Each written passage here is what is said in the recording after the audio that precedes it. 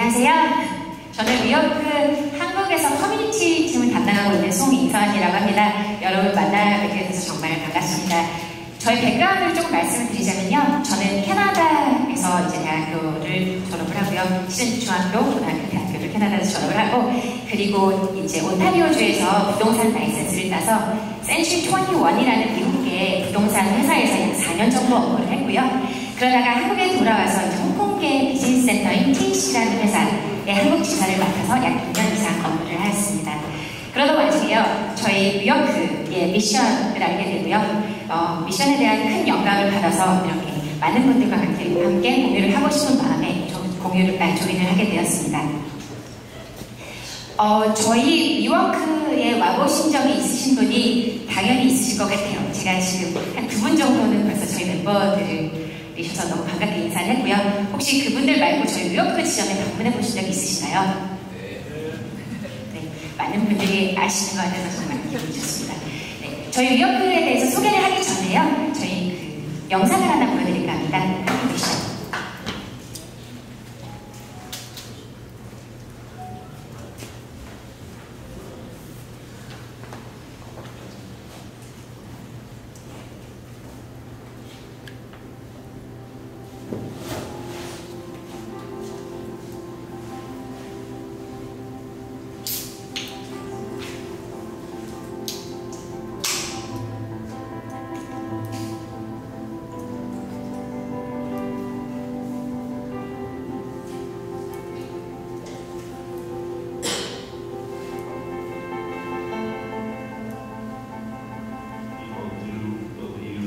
That we're at a very special moment in time right now where the world is changing very quickly in terms of their expectations for what work is, what the meaning of work is, especially people reevaluating why they're spending 10, 12, 14 hours a day in the office and wanting to find meaning in that work. And that change, I think, is something that we're at the edge of.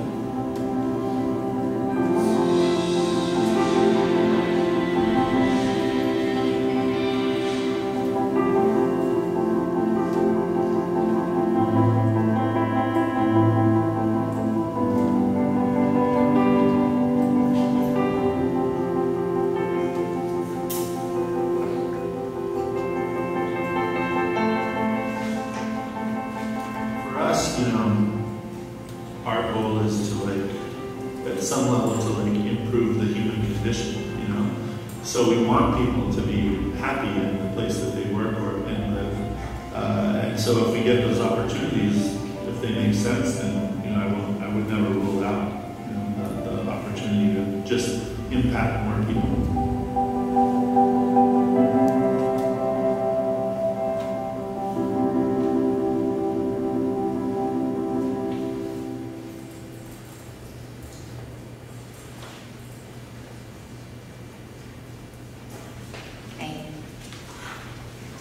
저희 뉴요크가 언제 시작이 된지 아시는 분이 계신가요?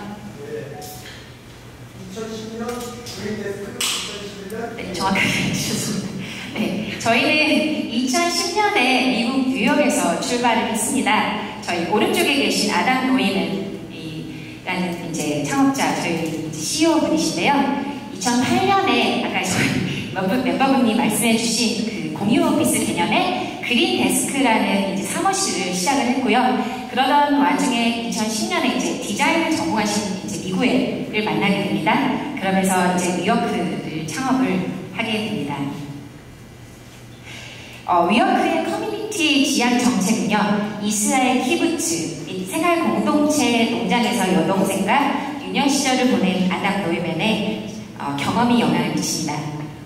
그리고 미구엘 역시 어린 시절에 싱글맘이었던 어머니가 친구들과 함께 이제 육아 공동체를 만들었는데요. 거기서 생활을 하게 됩니다.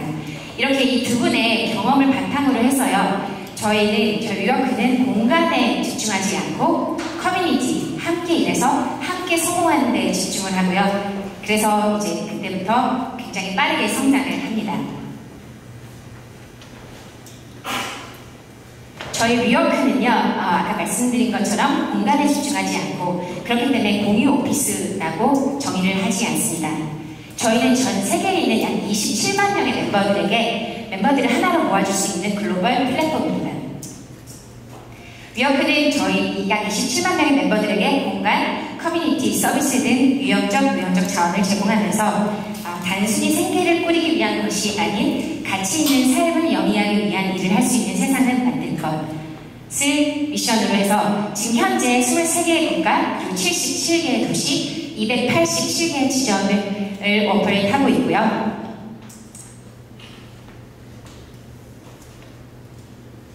그리고 전 세계적으로 약 4만 3천 명의 기업을 저희 입주사로 두고 있고요. 저희 입주사로는 마이크로소프트, 세일즈포스, IBM, 그리고 드롭박스, 삼성 등등 대기업에서 스타트업까지 다양한 기업을 저희 입주사로 두고 있습니다.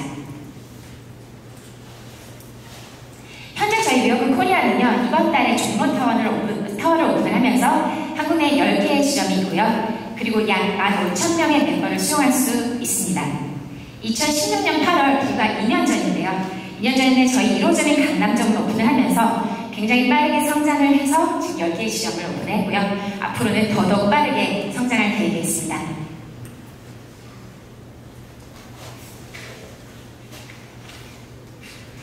도시화가 되죠. 그래서 그에 따라서 이제 가치에 대해서 중요성을 생각을 하게 되는데요. 요즘에 밀레니얼 세대들이 가장 중요하게 생각하는 회사, 워낙 이제 일하고 싶은 직업, 회사 환경으로 이제 4가지를 드는데요.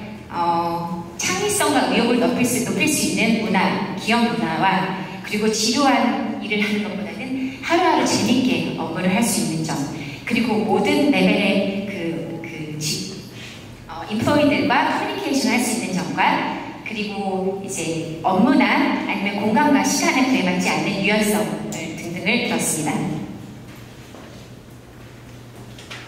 위워크로 대변되는 업무 공간과 기업 문화의 변화는 지속될 수밖에 없다고 전문가들은 보고 있고요.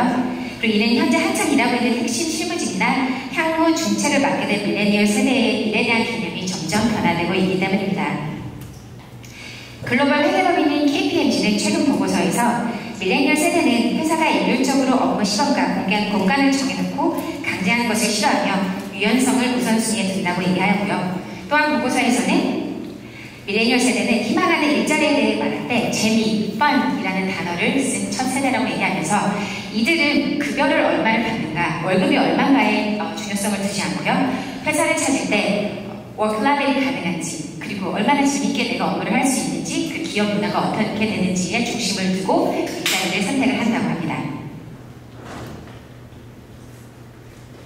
협업할 수 있는 공간이 가진 장점으로는요, 사람들이 보다 스스로의 업무에 대해 의미를 부여하고 그리고 스스로의 업무에 대한 컨트롤 의식이 강해지며 커뮤니티, 소속감이 생기는 것입니다.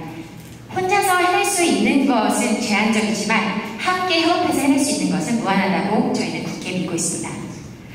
또한 에어 퀄리티나 체감이 좋지 않아서 일의 생산성이 떨어지는 경우가 있는데요.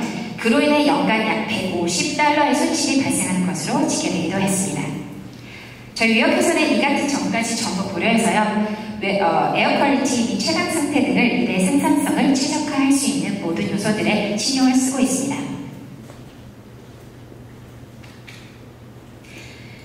저희는 협업 공간이 가진 장점을 극대화해주고요. 사소한 복도의 넓이나 체감, 그리고 미팅룸의 사이즈 또는 책상 높이 등등 사소한 부분에도 신경을 써서 저희 모든 멤버분들이 협업을 하기에 최적화된 공간을 제공하려 항상 노력하고 있습니다.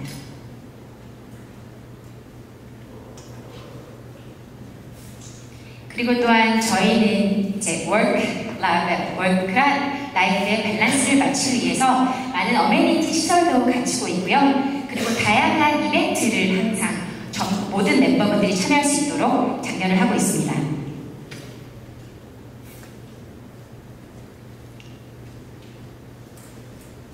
업무를 하시다가 이제 관심 있는 이벤트에 참여도 하시고요. 그리고 업무가 너무 많다고 생각이 드실 때는 이제 저희 어메니티 시설도 사용을 하시고, 그리고 배우고 싶은 게 있으시면 찾아서 배우실 수 있는 이런 모든 것들이 저희 위워크에서는 항상 가능합니다.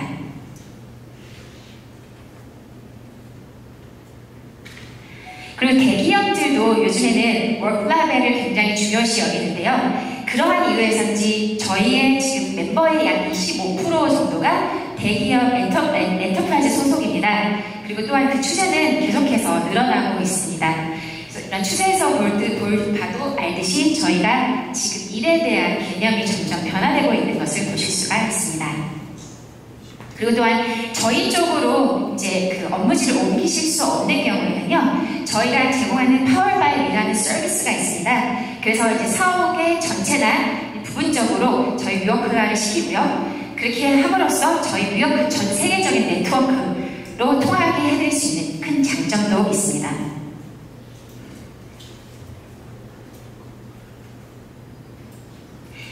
전 세계가요, 저희는 멀다고 느껴지게 하지 않고 실질적으로 전 세계적으로 모든 크리에이터들이 함께 일할 수 있는 세상을 꿈꿉니다. 그래서 저희는 저희 미션을 추구하기 위해서 항상 노력하고 있고요. 마지막으로 2018년 소프트뱅크 월드에서 소개한 미어크 영상을 하나 보여드리면서 마무리를 할까 합니다. 물론 미어크에 대해서 추가로 궁금하신 사항이 있으신 분들은요, 언제든지 저희 지점을 방문해 주시면 언제나 환영하겠습니다. 감사합니다. 영상 함께 보시죠. 2010, we began building spaces for the future of work, for people who are increasingly mission-driven, purpose-driven, and looking for a workplace that allows them to make a life and not just a living. There is a global, fundamental shift in the way people work, and WeWork is at the forefront of this movement. So how do we do it? We find the real estate, transform buildings, data-driven design, and manage operations for member companies of all sizes and focus on growing their businesses. We think about spaces where people work, where they lead, where they nourish, where they refresh, where they go for inspiration.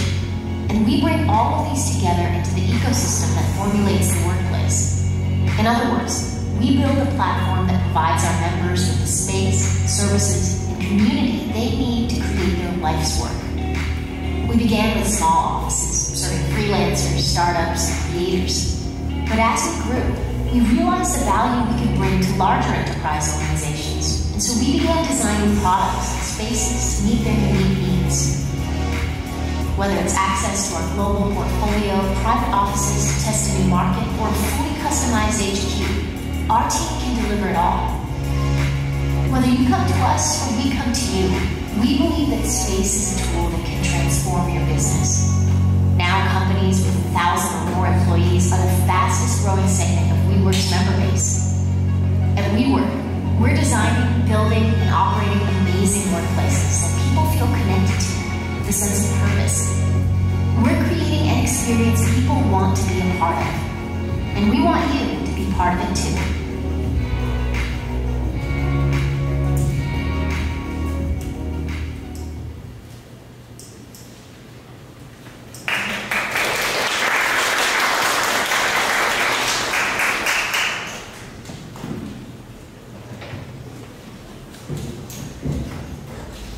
네, 감사합니다. 다음은 그린카 김좌일 대표께서 차량 공유가 가져올 도시교통의 진보라는 제목으로 발표해 주시겠습니다. 지금 단상으로 올라오고 계신데 박수로 맞아주시기 바랍니다.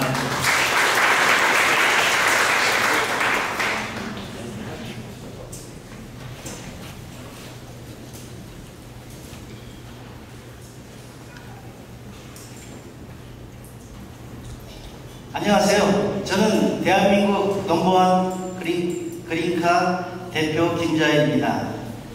그린카는 대한민국 최초로 카시어링을 시작을 하였고 서울시가 주관하는 난카의 최초 민간 사업자이기도 합니다. 오늘 2018 공유서울 페스티벌 공유 포럼에 초대해 주셔서 다시 한번 감사의 말씀을 드립니다. 오늘 제가 여러분들과 함께할 주제는 차량 공유가 가져올 도시교통의 진보입니다. 여행용 가방이 가득 차 있는 것을 볼 수 있습니다. 작은 공간에 너무 많은 것이 있다. 또한 도시교통의 서울 모습입니다. 이제는 익숙한 광경들일지도 모르겠습니다. 수많은 차량이 어떤 행렬로 인해서 마스크를 쓰고 있는 사람들의 모습도 일상화되어 있고, 그로 인해서 사건, 사고도 비일비재 일어나는 것이 현실인 것 같습니다. 또 교통 사망자의 수도 연간 300명 이상이나 되는 그러한 추이를 보이고 있습니다. 요새 그 화제가 되고 있는 그 2줄에서 4줄로 시를 쓰는 하상욱이라는 분이 계시는데 시집에도 지옥출이라는 부분이 나옵니다. 착하게 살았는데 우리가 왜 이곳에라는 시입니다. 요새 젊은 사람들은 지옥철, 헬버스 이런 부분들을 많이 이야기하는 것 같더라고요. 거대 도시 서울, 도시교통이 나아가야 할 방향은 자가용 차량의 의존도를 좀 줄이고 대안적이면서 대체적인 교통수단을 확장해 나가는 것이 한 방법이 아닌가 저는 생각을 합니다. 그런 측면에서 보면 서울시의 따릉이와 나눔카는 성공적인 케이스라고 저는 자부를 합니다.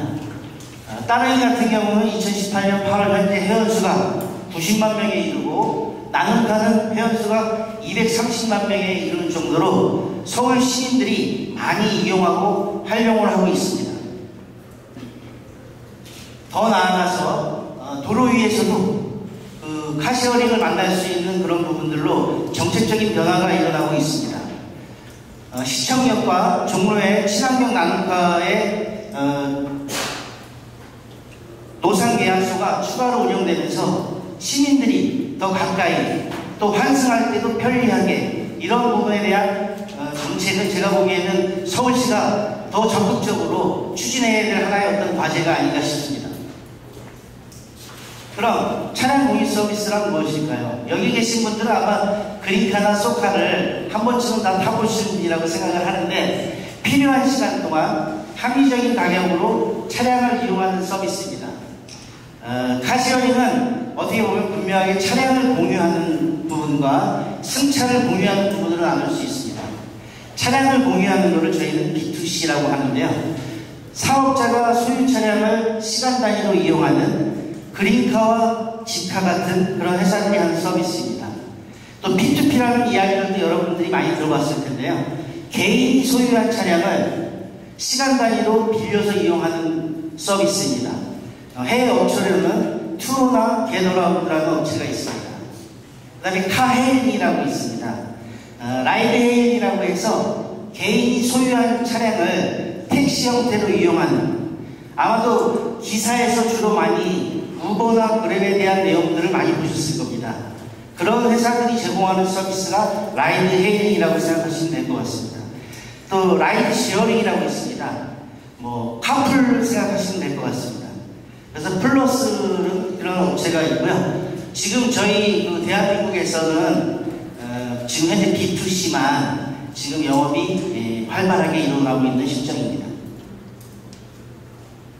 잠깐 카시어링에 이용하는 방법에 대해서 동영상을 보고 이어가겠습니다.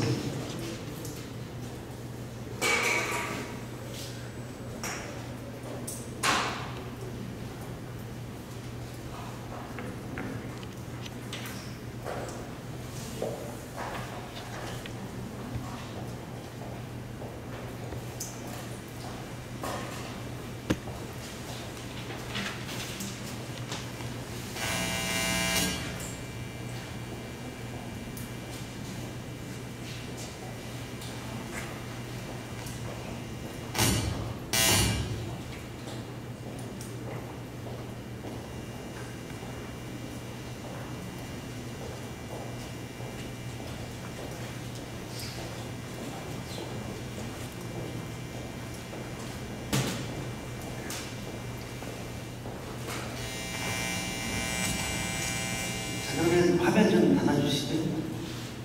자, 여기서 말씀드리고 싶은 거는 카시어링을 이용하는 방법이 상당히 쉽고 편하다는 부분을 좀 말씀드리고 싶었고요. 그러면 차량 공유가 가져온 도시교통의 변화는 과연 어땠을까? 유럽 자동차 협회 자료에 의하면 공유 차량 한 대가 소유 차량 9대를 대체한다는 보고의 내용이 있습니다. 또 프랑스 교통연구원의 보고서에 의하면 카시어링을 사용하고 난 이후에 대중교통의 자가용 차량의 그 빈도는 줄고 주행거리는 40%가 감소하고 오히려 지하철, 버스, 택시와 같은 대중교통수단이 활발하게 이용된다는 결과 보고가 있습니다. 결국은 개인이 소유한 자동차의 의존도를 감소시키면서 대체적이고 대안적인, 아까 뭐 따릉이도 말씀드리고 나눔카도 말씀드렸는데요. 이러한 교통수단을 활발하게 해야 우리 정체가 되는 어떤 거대도시 서울의 문제를 해결하는데 조금이라도 도움이 될 거라고 저는 생각합니다. 자, 그린카의 친환경 전기차 카시어링 성과에 대해서 잠깐 보고 드리겠습니다. 지난 9월 5일날 저희가 코엑스에서 환경부가 주관하는 2018 친환경 대전에서 국무총리상 수상을 표창을 받았습니다. 저희가 자체 분석한 결과에 보면 약 한 3년 반 동안 친환경 전기차 210대를 운영을 해본 결과 이용자 수는 8만 명, 주행 시간은 60만 시간, 주행거리는 지구 180바퀴에 해당하는 710만 킬로, 동일한 가솔린 차량과 같은 기준을 보고 비교했을 때 배기가스는 약 700톤이 감소되고, 이는 30년생 소나무 10만 그루를 심는 효과와 동일하다는 결과가 있습니다. 왜 시민들은 카시어링에 열광할까요? 제가 보기에는 우리 카시어링이 대학생들 사이에서 상당한 인기가 있다고 합니다. 일단 쓰기 쉽고 편리하다. 두 번째는 싸고 경제적이다. 또 세 번째는 아까도 말씀드렸지만 친환경적인 어떤 이미지를 갖고 있다는 그런 측면이 젊은 사람들한테 인기 있는 이유인 것 같습니다. 이용자의 93% 이상이 카시어링 서비스에 만족을 한다는 보고도 있습니다.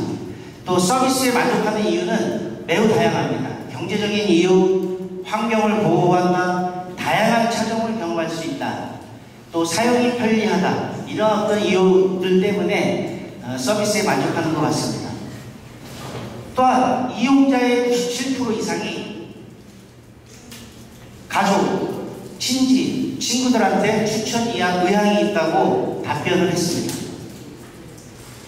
자, 그렇다면 10년 뒤 인구가 밀집도가 상당히 높은 거대도시 서울 도시교통의 모습은 과연 어떨까요? 지금처럼 우리가 지옥철이라고 하는 그대로의 모습일까요? 요거는 저희가 시각화를 돕기 위해서 간단하게 만들었는데요. 현재의 출근 모습은 인천에 사는 홍길동 씨가 6시 30분에 기상을 해서 택시를 탑승을 해서 러시아호에 걸려서 9시 15분에 도착해서 15분 늦는 초유의 사태가 발생이 됩니다. 근데 아마 제가 보기에는 내년이나 조만간 2, 3년 뒤에는 새로운 모빌리티 서비스가 나올 겁니다. 그게 바로 마스의 등장입니다. 마스는 모빌리티 에이저 서비스의 약자로서 대중교통과 카시어링, 자전거 등 다양한 교통수단이 하나로 통합되어 원하는 목적지까지 최적의 시간과 경로를 추천해드리고 고객은 비용에 따라 선택할 수 있는 통합적인 모빌리티 서비스입니다. 자, 그러면 우리 홍길동 씨의 미래의 출근은 어떻게 바뀔까요? 6시 30분의 기상은 똑같습니다.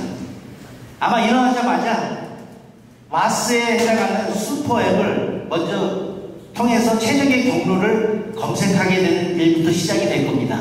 그래서 여기 보시면 추천 경로는 상당히 다양하고 또 목적지까지 가는 시간과 비용에 따라서 고객이 직접 선택해서 아마도 회사에 늦는 일은 거의 발생이 하기가 쉽지 않다. 이런 서비스의 등장이 아마 조만간 있지 않을까 싶습니다. 참고로 말씀드리면 서울시나 아니면 국토교통부에서도 이미 마스에 관련한 연구 개발과 또 상용화를 위해서 준비하고 있는 걸로 알고 있습니다. 마스의 대표적인 핀란드 헬싱키에 가면 이런 마스를 경험을 할 수 있습니다.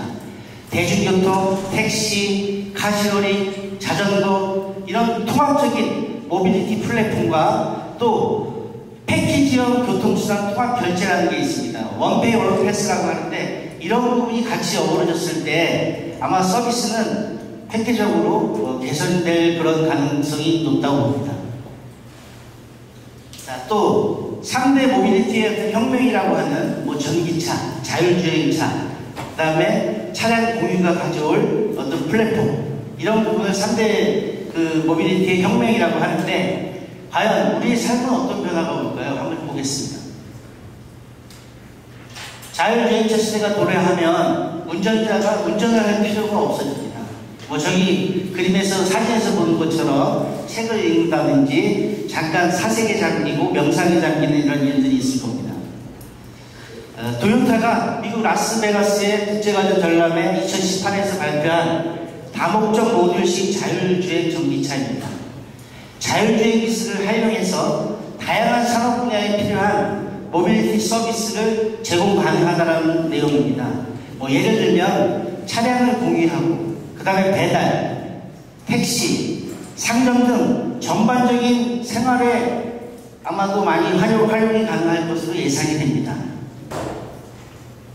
단편적으로 예를 들면 지금 우리가 신발을 사려고 하면 온라인으로 주문을 하거나 아니면 매장에 가서 선택을 하고 살 겁니다. 앞으로 미래에는 바퀴 달린 가게가 집 앞까지 와서 저는 집 앞에서 나와서 직접 신발을 사는 그런 일들이 발생될 수도 있습니다.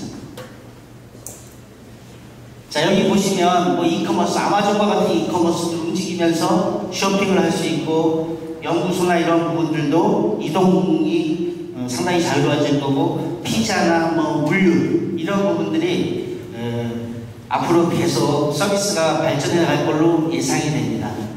사실 이제 완전 자율주행차가 등장하게 되면 개인이 자동차를 소유할 필요는 없을 것 같습니다.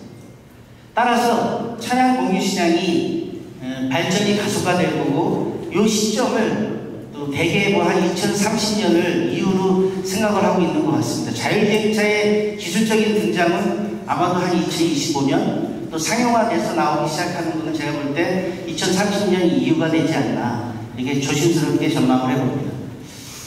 자, 따릉이, 나눔카, 친환경 전기차, 마스, 자율주행차 이러한 각종 수단을 통해서 차량 공유가 가져올 우리의 미래는 어떨까요?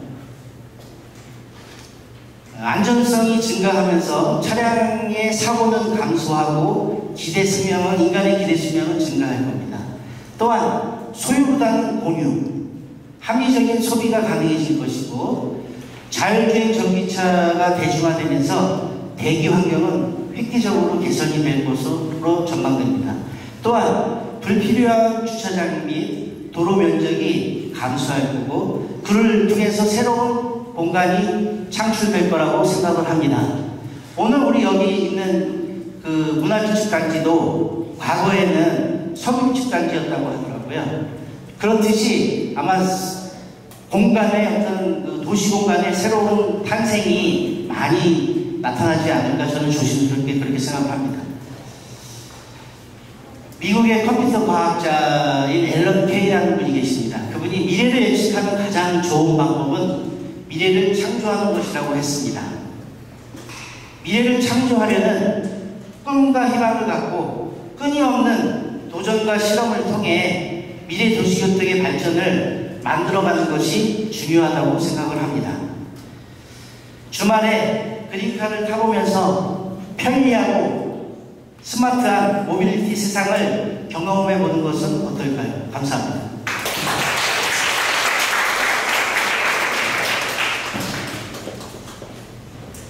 네, 감사합니다. 네, 다음은 에어비앤비 이상현 총괄 대표께서 숙박 공유를 통한 여행 문화의 변화라는 제목으로 발표해 주시겠습니다. 대표님 탄성으로 올라와 주시고요. 박수로 맞아주시기 바랍니다.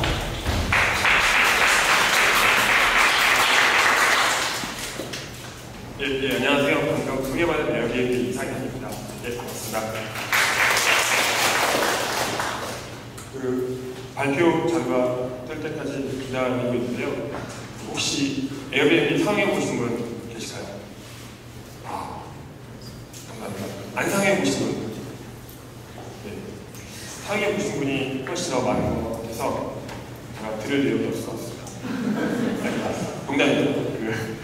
그 앞에 오늘 주제가 공유 경제인데요. 오늘 이제 너무 좋은 말씀을 잘 재밌게 듣고 있는데 보니까 제가 발표할 내용이 시간까지도 많이 공유가 됐더라고요. 이미. 그래서 최대한 그 내용, 그러니까 공유 경제가 좋고 공유 경제가 얼마나 많은 사람들이 사용하고 이게 꼭 이루어질 수밖에 없고 긍정적이고 이런 내용들을 다 건너뛰고 이렇게 몇 가지 재미있는 사진 위주로 한번 생각해 보실 수 있는 그런 시간을 갖도록 하겠습니다. 제가 그 요청받은 주제는 숙박 공유를 통한 여행 문화의 변화입니다. 저는 그래서 이 숙박 공유 경제라는 것과 여행이 어떻게 바뀌고 있는지 그리고 그거에 나아가서 도시라는 이 세 가지 키워드를 가지고 고민을 해보았습니다. 첫 번째 보여드릴 사진은 이게 여기를 끌 수 있어요, 혹시? 꺼야지 뭐 잘 나올 것 같기도 하고. 네. 왼쪽은 그 동대문입니다. 100년 전의 모습이고요. 동대문이요, 왼쪽이요. 네, 동대문이고 옆에 잘 보이시면 좋지만 말이 있고 사람이 있고 예, 그냥 우리가 영화에서나 많이 볼 한 사진이죠. 이거를 미국 국회 도서관에 가서 찾은 사진이고요. 오른쪽은 남대문입니다.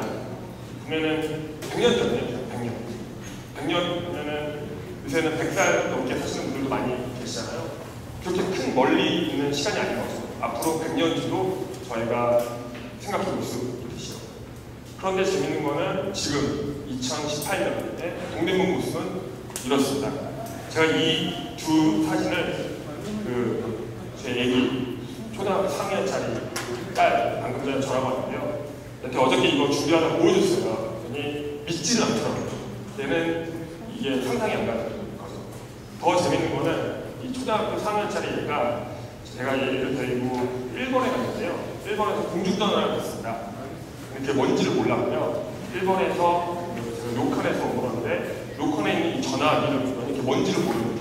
왜냐면 얘는 태어나서 지난 10년 동안 집에 전화기가 없었거든요. 뭔지를 몰라요. 네, 그렇게 그 빠른 불과 전화기라는 것도 20년도 안 됐잖아요. 저희가 아이폰 쓰고 이런 게 20년이니까 10년이죠. 그만큼 기술 변화가 굉장히 빠르게 오고 있는 거죠. 이렇게 되어도 도시에 대해서 좀 더 살펴보면은 이 사진은 제가 어디서 다운받았는지 기억이 안 납니다. 누군가가 공유해 주신 건데요. 그러면 이것도 유럽의 어느 지역일 것 같은데 마찬가지로 사람들이 많이 있고 이동수단인 지금은 이제 공유 차량이 있겠지만 이 마차가 보이고 주차장은 없고요. 그렇게 공유가 되고 있고 사람들이 서로 이렇게 많이 이야기도 하고 있고 이런 모습들을 볼 수가 있습니다. 조금 더 지나가서 시간이 지난때도 마차만 굉장히 많이 들었고요. 다만 이제 특이한 거는 빌딩들이 세워지기 시작했죠. 더 많은 사람들이 더 같은 집, 같은 빌딩에서 살기 시작하고요. 이거 나아가서는 이런 여기 태국인데요. 이런 하이라이즈, 높은 빌딩이 있는 아시아는 굉장히 보편화가 됐고 한국을 보더라도 여기 계신 대다수의 분들이 아파트, 이런 다세대가 있는 빌라에 사실 텐데요. 이런 식으로 다 같이 모여 살기 시작한 거죠. 그런데 다 같이 모여 살고 더 가까운, 그러니까 저는 아파트 살고 있는데 저랑 같은 공간, 같은 그 라인에는 24가구 살고 있는데요. 엘리베이터에서 타면 인사를 하고 이렇게 잘 지내지만 아주 가까운 건 아닌 것 같아요. 서로 뭐 음식을 나눠 먹거나 아니면 요새는 반상이 먹는 것 같아요. 제가 어렸을 때는 반상이라는 게 있었는데 근데 보면은 그 페이스북이라든지 아니면 저희가 많이 사용하고 있는 소셜미디어에 의하면은 저희는 연결되어 있다고 얘기를 하잖아요. 커넥티드 돼 있다고요. 근데 과연 그게 커넥티드 되어 있을까를 생각해 볼 수 있는 거죠. 저희가 모바일 테크놀로지라는 기술로 항상 어딘가에 연결이 되어 있는데 연결이 되어 있다 보니까 사람들은 테크놀로지에 연결이 되어 있고 서로 이야기를 안 하죠. 저도 아기가 둘이 있고 이제 와이프가 여기 살고 있는데 제가 방에 있으면 카톡이 옵니다. 아빠 물 좀 갖다 줘. 와이프가 빨리 설거지 해야지. 저는 카톡으로 알았어 한다음에 이제 하는 거죠. 그러니까 정말 신기한 그런 세상에 살고 있는데 이게 좋든 싫든 디지털이든 아날로그든 결국에는 그만큼의 빠른 변화와 큰 변화가 저에게 다가온 거죠. 그러면은 저희가 궁금한 거는 참고로 죄송하게도 제가 이게 오늘 영어로 국제 컨퍼런스라고 생각을 해가지고요. 영어로 이제 앞부분에 하다가 나중에 가다 보니까 한글이겠지 하다가 해서 두 개를 꼼짝을 했습니다. 영어도 들어있는데요. 그래서 이제 말씀드리면은 궁금한 사람은 이런 과대한 변화의 물결 속에 저희가 살고 있는데 어떻게 하면은 사람들을 더 가깝게 하고 어떻게 하면은 더 옛날처럼 좋은 문화를 되살릴 수 있을까라는 고민을 하게 되는데요. 그때 제가 생각하기에는 에어비앤비가 역할을 하고 있고 그런 관점에서 볼 때 에어비앤비가 사람이 살아가는 방식 아니면 여행하는 문화까지도 바꿔왔다고 생각을 합니다. 그 이유로는 옛날에는 그냥 저희가 여행을 갈 때 호텔에 가서 있고 관광지에 가서 사진을 찍고 했다면은 이제는 에어비앤비라는 걸 통해서 다른 사람이 살고 있는 집에 가서 경험을 할 수 있는 거죠. 그러니까 제가 예를 들면 작년에 워싱턴 DC라는 곳에 갔었는데요. 그때는 어떤 집에 있었습니다. 참고로 에어비앤비를 다니는 직원은 무조건 에어비앤비만 써야 됩니다. 출장을 갈 때 무조건 에어비앤비만 써야 돼요. 대부분의 경우가 좋은데 안 좋을 때도 있습니다. 왜냐면 갑자기 제가 다음 주 월요일 출장을 가야 되는데 3일만 남겨놓고 예약을 하려면 예약이 안 되는 경우도 있고 어려운 경우도 있고 또 에어비앤비가 아무리 181개도 85,000개의 도시에 있다고 한들 없는 경우도 있거든요. 그래서 에어비앤비에 있었는데요. 마지막 귀찮죠. 출장이니까 준비할 것도 많고 하는데 그런데 너무 좋았어요. 왜냐면은 그 전에는 항상 가던 호텔 그러니까 그 지역에 있는 뻔한 스타벅스라든지 그냥 출장 가는 사람들이 가는 지역이었다면 제가 갔던 곳은 일반 가정집이다 보니까 진짜 그 동네 사람들만 가는 카페가 있고 그 동네 사람들만 가는 음식점이 있던 거죠. 그러니까 한국에 오는 사람들도 이제는 에어비앤비를 워낙 좋아하는 게 예전에는 그냥 호텔이 많은 종로라든지 이런 큰 호텔들을 갔다면 이제는 동네 사람들이 사는 곳에 가서 짜장면도 불러 먹고 백반도 먹고 이렇게 할 수 있는 거죠. 그러니까 그런 독특한 색다른 경험을 할 수 있고 현지인과 같은 여행을 할 수 있으니까 좋아서 여행을 하는 거고요. 그로 인해서 굉장히 크게 바뀐 여행 문화 중에 하나는 여행을 안 가려고 했던 사람들도 여행을 가는 겁니다. 왜냐면 이게 새로우니까 뻔한 게 아니니까. 그렇다 보니까 가족이 있는 사람 저는 4학년과 1학년인데요. 옛날에는 꿈도 못 꿨어요. 그 전에 그러니까 초등학교 가기 전에는 어떤 방에 가더라도 큰 침대가 2개가 있으면 잘 수가 있었는데요. 지금은 4학년하고 1학년이 되니까 살짝 애매해요. 얘네들 같이 가서 방을 2개를 빌린다고 해도 자기들끼리만 놀고 저는 집에서도 먹다는데 거기 가서 어떻게 하거든요. 근데 애매해요. 그리고 애들이 있다 보니까 빨래를 하긴 해야 되는데 호텔은 큰 거고 그러다 보니까 이런 집으로 가는 거죠. 호텔보다는 불편한 게 있지만 편한 게 있는 거죠. 이제 세탁기가 될 수 있고 도움이 될 수 있겠죠. 그렇다 보니까 어떤 그 여행 시장의 큰 파일을 더 넓히는 거고요. 달리 말하면 아까 말씀드린 대로 여행을 안 가려고 했던 사람들도 이제는 여행을 가는 그런 문화가 생기고 있다는 것을 말씀을 드리고 싶습니다. 두 번째로 나타나는 현상은 아까 처음 보여드렸던 기술로 인해서 오히려 멀어지고 그리고 시간이 가면서 오히려 더 멀어지고 인간관계가 이제는 가까워지고 있다. 상상도 못하죠. 어떻게 집에 모르는 사람을 데려옵니까?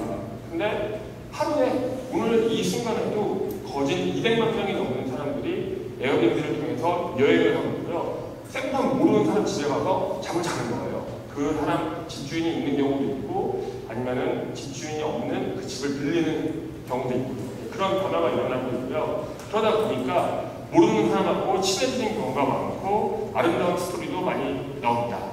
예를 들면은 저는 이 에어비앤비라는 곳에서 지금 3년 넘게 근무를 하고 있는데요. 그 전에는 다른 직장을 다녔습니다. 그 다른 IT 기업을 다녔었는데 거기서 이제 에어비앤비로 이직을 한다라고 했더니 그 회사에 근무하시는 분이 저한테 하시는 말씀이 제 친구 에어비앤비 때문에 결혼했어요. 하시는 거예요. 정말요. 이분이 변호사인데요. 자기 친구가 에어비앤비로 여행을 갔다가 그 집주인하고 친해져서 결혼을 한 거죠. 돈이 많아서. 실제로 그런 경우가 있고 또 그 에어비앤비를 통해서 같이 머무는 다른 사람하고 친구가 되기도 하고 또 그 사람을 통해서 직장을 구하는 거거든요. 이런 식으로 또 친해지기가 쉬운 그런 여행의 트렌드가 생겨나고 있습니다. 그렇다 보니까 모르는 사람들하고도 더 가까워지는 그런 문화가 생겨나고 있고, 또 좋은 거는 그 어떻게 보면은 이 세상에 일어나고 있는 굉장히 많은 문제들이 저희가 이제 갖고 있는 편견 아니면은 그 오해, 편견으로 인해서 점점 닫힌 사회가 가기도 하고, 그로 인해서 무력 마찰이라든지 테러라든지 이런 것도 생겨나는데요. 이제는 열린 사회로 더 가고 있는 거죠. 자기의 가장 프라이빗한 집도 공유를 하고, 모르는 사람에게 정말 저희가 정을 다해서 음식도 같이 공유하고 하다 보니까요, 저희가 생각하는 거는 가장 크게 바뀐 여행 문화 중에 하나가 모르는 사람에게, 그러니까 닫힌 사회에서 더 열린 사회로 가고 있지 않나, 이렇게 생각을 하고 있습니다. 예. 그러다 보니까 이게 과연 도시하고는 어떻게 관련이 있을까라는 그 생각을 해볼 수 있는데요. 거기에 대해서도 드릴 말씀을 관련 지금까지 말씀 내용 중에 하나인데, 여행은 예전에는 사람들이 짧게, 그러니까 2박 3일 이렇게 갔다면은 집에서 편하게 있을 수 있으니까 길게 가는 겁니다. 실질적으로 이거는 외부에서 나온 리포트에 의하면은 에어비앤비를 통해서 여행하는 사람들은 반 이상이 7일 이상 머문다라는 통계도 있고요. 호텔이라는 단계, 호텔 같은 경우는 그 호텔 객실료가 제일 비싼 지대가 평일이라고 합니다. 그때 사람들이 많이 가죠. 그리고 주말에 제일 싸진다고 이야기하는데요. 에어비앤비 같은 경우는 주말에 제일 비싼 거예요. 가족 여행도 많고 그룹 여행도 많으니까요. 그런 게 있고요. 또 이렇게 재밌는 것 중에 하나는 그 호텔이 있는 지역들과 에어비앤비가 있는 지역을 지도로 이렇게 겹쳐놓으면은 거의 안 겹칩니다. 그러니까 호텔이 없는 곳에 자연스럽게도 에어비앤비가 생겨나는 거죠. 그러니까 기존의 그 차량, 그 교통이 해결하지 못했던 문제가 있다 보니까 공유 차량이 나오고, 기존에 있던 주차 문제가 있다 보니까 그 문제를 해결하기 위해서 무대 주차장과 같이 엄청나게 서비스가 나온 것처럼 호텔이 없는 곳에 에어비앤비가 생겨나고 있는 거죠. 그만큼 사람들에게는 갈 수 있는 그 선택의 폭이 넓어져서 보실 수 있는 거죠. 그러다 보니 제가 마지막으로 결론으로 드릴 수 있는 말씀은, 결국에는 도시가 공유경제의 오리지널 플랫폼이었다라고 말씀을 드리고 싶습니다. 네, 원래는 더 준비한 게 많이 있는데요. 저는 이 다음 무대 주차, 제가 제일 좋아하는 이 서비스와 대표님의 말씀을 듣고자 그 시간까지 공유하지 않도록 하고, 토론 시간이 많이 남아 있으니까요. 그때 못다한 이야기를 들려드리도록 하겠습니다. 감사합니다.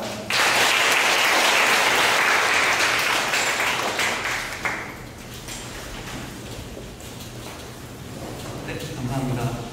오늘의 마지막 발표자는 방금 대표님께서 소개해 주셨는데요. 모두의 주차장으로 유명한 모두컴퍼니 김동현 대표께서 주차장 공유를 통한 주정차 문제 해결이라는 제목으로 발표해 주시겠습니다. 박수로 맞아주시기 바랍니다.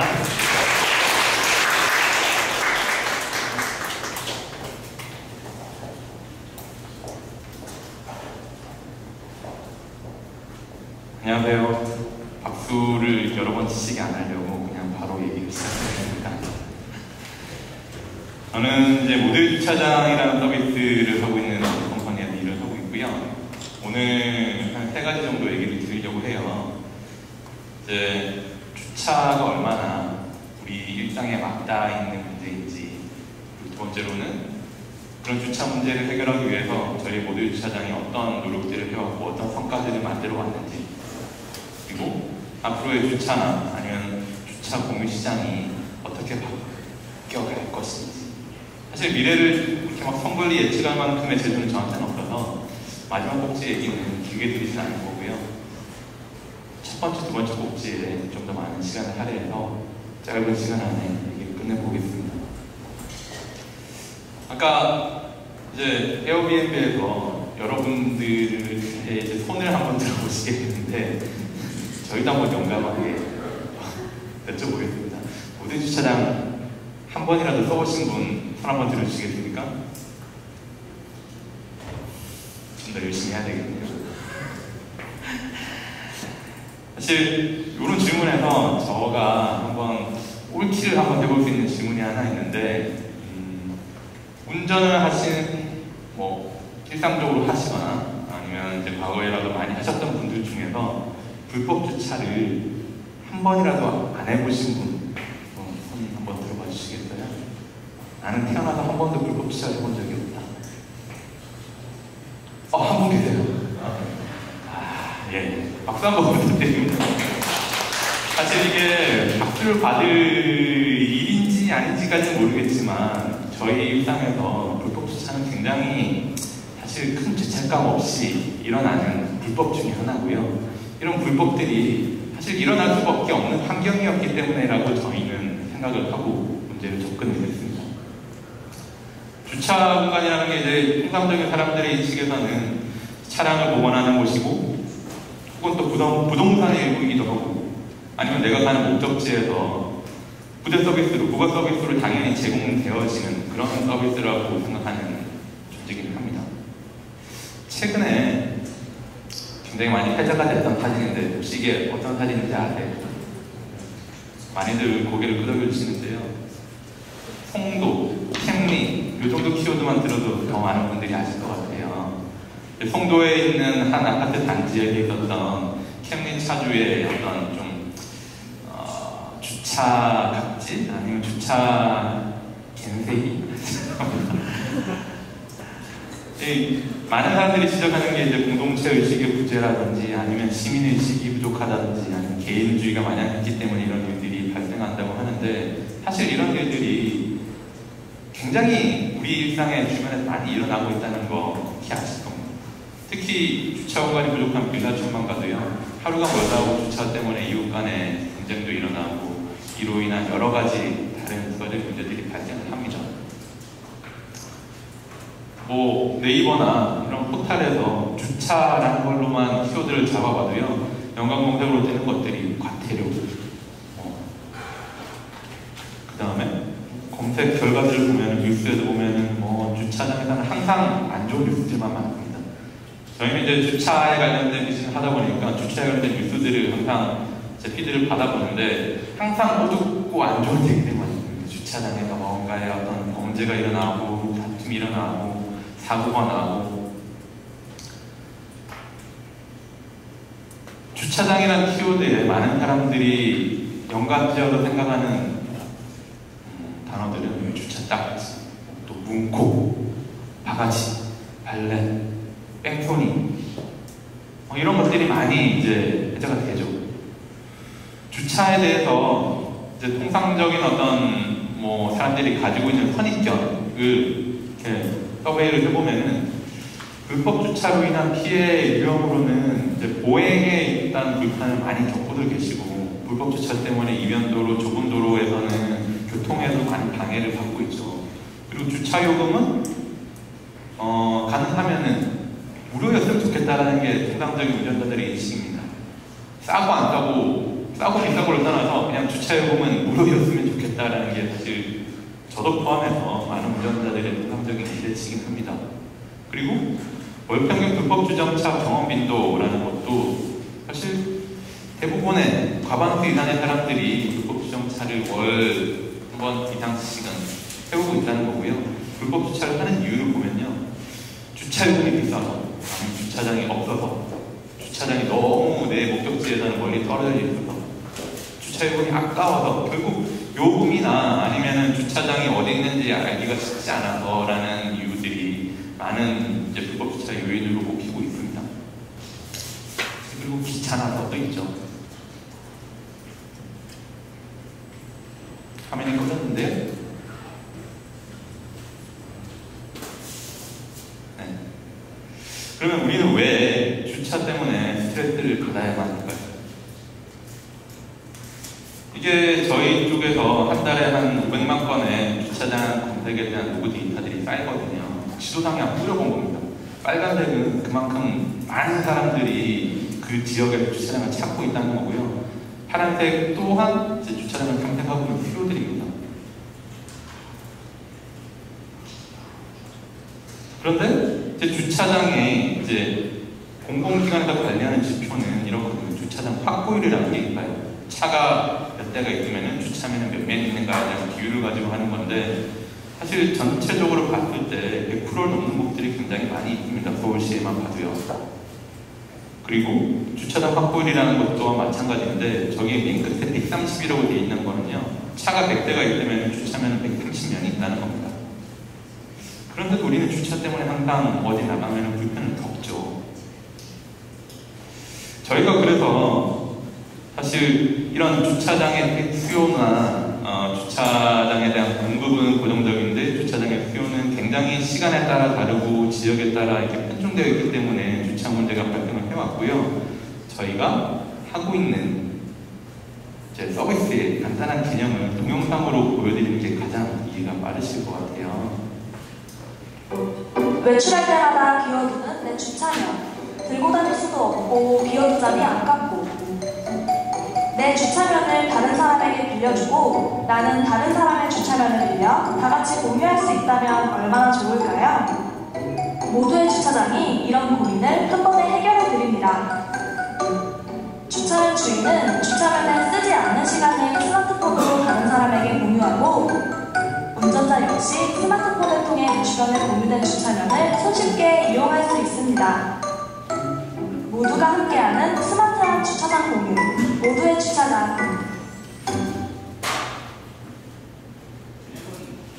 개념은 굉장히 간단하죠. 안 빼는 시간을 다른 운전자가 쓸 수 있게 하고 거기다 발생된 수익을 주차 공간을 제공한 사람에게 제공한다.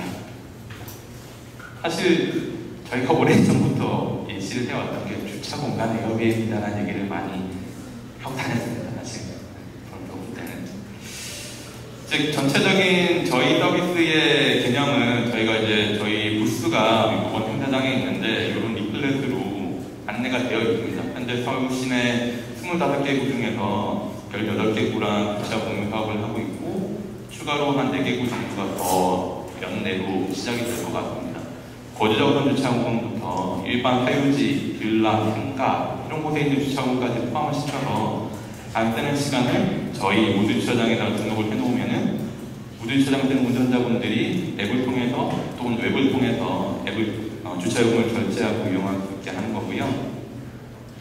그래서 오늘 아까 한 번이라도 보신 분들이 제가 연주자가 한 20분, 30분 정도밖에 안 돼 보였는데 운전하시는 분이라면은 오늘 한번 다운을 받아서 공유된 주차면들을 이용해보면서 주차 공유에 대한 걸 좀 체험을 해보셨으면 좋겠습니다. 현재 저희 서비스에는 면수 기준으로는요 한 15,000면 정도의 주차 공유분들이 존재를 합니다. 그래서 서울시 곳곳에 뿌려져 있고요. 전체 다가 여기 지금 나와 있지는 않은데 지금 서초구나 용산구가 굉장히 주차 공유의 어떤 좀 성공적인 모범 사례들을 만들어 가고 있는데 서초구 안에서만 해도 제가 요 스크린샷은 강연 들어오기 한 30분 전쯤에 찍어놓은 거거든요. 그래서 항상 주차 공유면들이 잘 활용이 되고 있고요. 매달 저희가 한 30%씩 이 주차 공유면에 대한 사용률이 올라가고 있습니다. 앞으로의 주차 공유 시장이라든지 아니면 그냥 주차 시장이라든지 이런 거에 대한 예측을 하기 위해서 이 모빌리티 시장에 대해서 사실 이해할 필요가 있습니다. 차량 관련된 여기 오늘 이제 그린카드 오셨지만 카셔링 비롯해서 차량 관련돼서는 굉장히 많은 지도들이 있습니다. 스마트 파킹, 저희가 속해 있는 섹터라고 볼 수 있는 파킹도 있고요.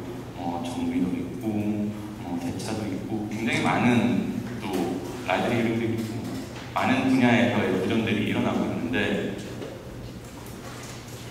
주차 공유에 관해서는 사실 세계적인 추세는 이게 스마트 파킹 미터기, 그 다음에 거기에 대한 모바일 통한 결제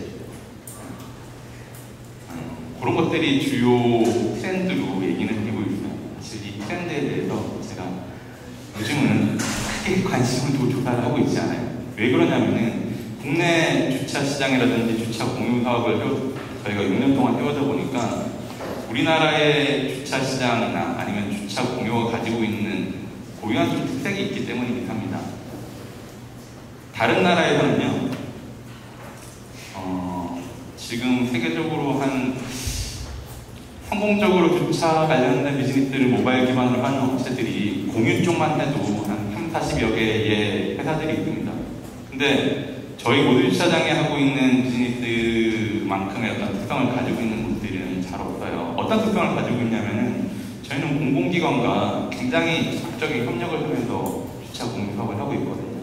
서울시를 비롯해서 다른 지자체들까지 저희는 우리나라 주차 시장은 많은 부분에서 법 제도에 걸쳐져 있고 그리고 공공기관의 관리 감독 하에 있는 영역이 많이 있다 보니까 그런 부분에 있어서는 제도도 개선하고 그리고 제도 개선을 위한 노력들도 같이 하게 되고 그리고 공공기관과 함께 주차 공유에 대한 홍보도 하고 거기에 대한 운영을 하면서 캠페인이나 제도 활동도 같이 하는 형태로 하고 있는데 세계적으로는 사실 그런 형태로 하고 있는 주차 공유 서비스들이 없습니다.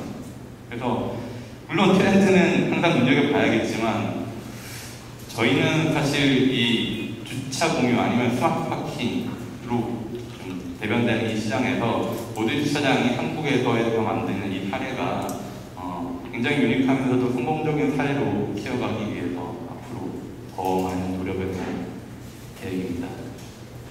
좀 급 마무리를 하게 되는데요. 시간이 많이 이제 지났다고 하셔가지고 지금 여기서 일단 얘기를 끝내고요. 나중에 토론을 하면서 또 구체적인 얘기들을 말씀을 드리겠습니다.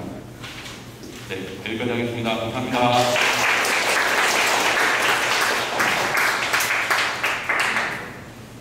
네, 발표 감사합니다. 정말 많은 분들이 알고 있는 큰 기업들이 오늘 발표를 해주셨는데요. 또 이렇게 직접 그 기업들의 이야기와 또 그 기업들이 공유경제에 미친 영향에 대한 이야기를 들어보니 그동안 미처 알지 못했던 부분도 오늘 알게 되었고요. 공유경제에 대한 더 넓은 시야를 가지게 된 시간이었던 것 같습니다. 지금부터는 공유 패러다임에 정한 삶의 변화라는 주제로 토론회를 진행하고자 합니다. 발표자분들은 다시 한번 단상 위로 올라와 주시기 바랍니다. 박수로 맞아주시기 바랍니다.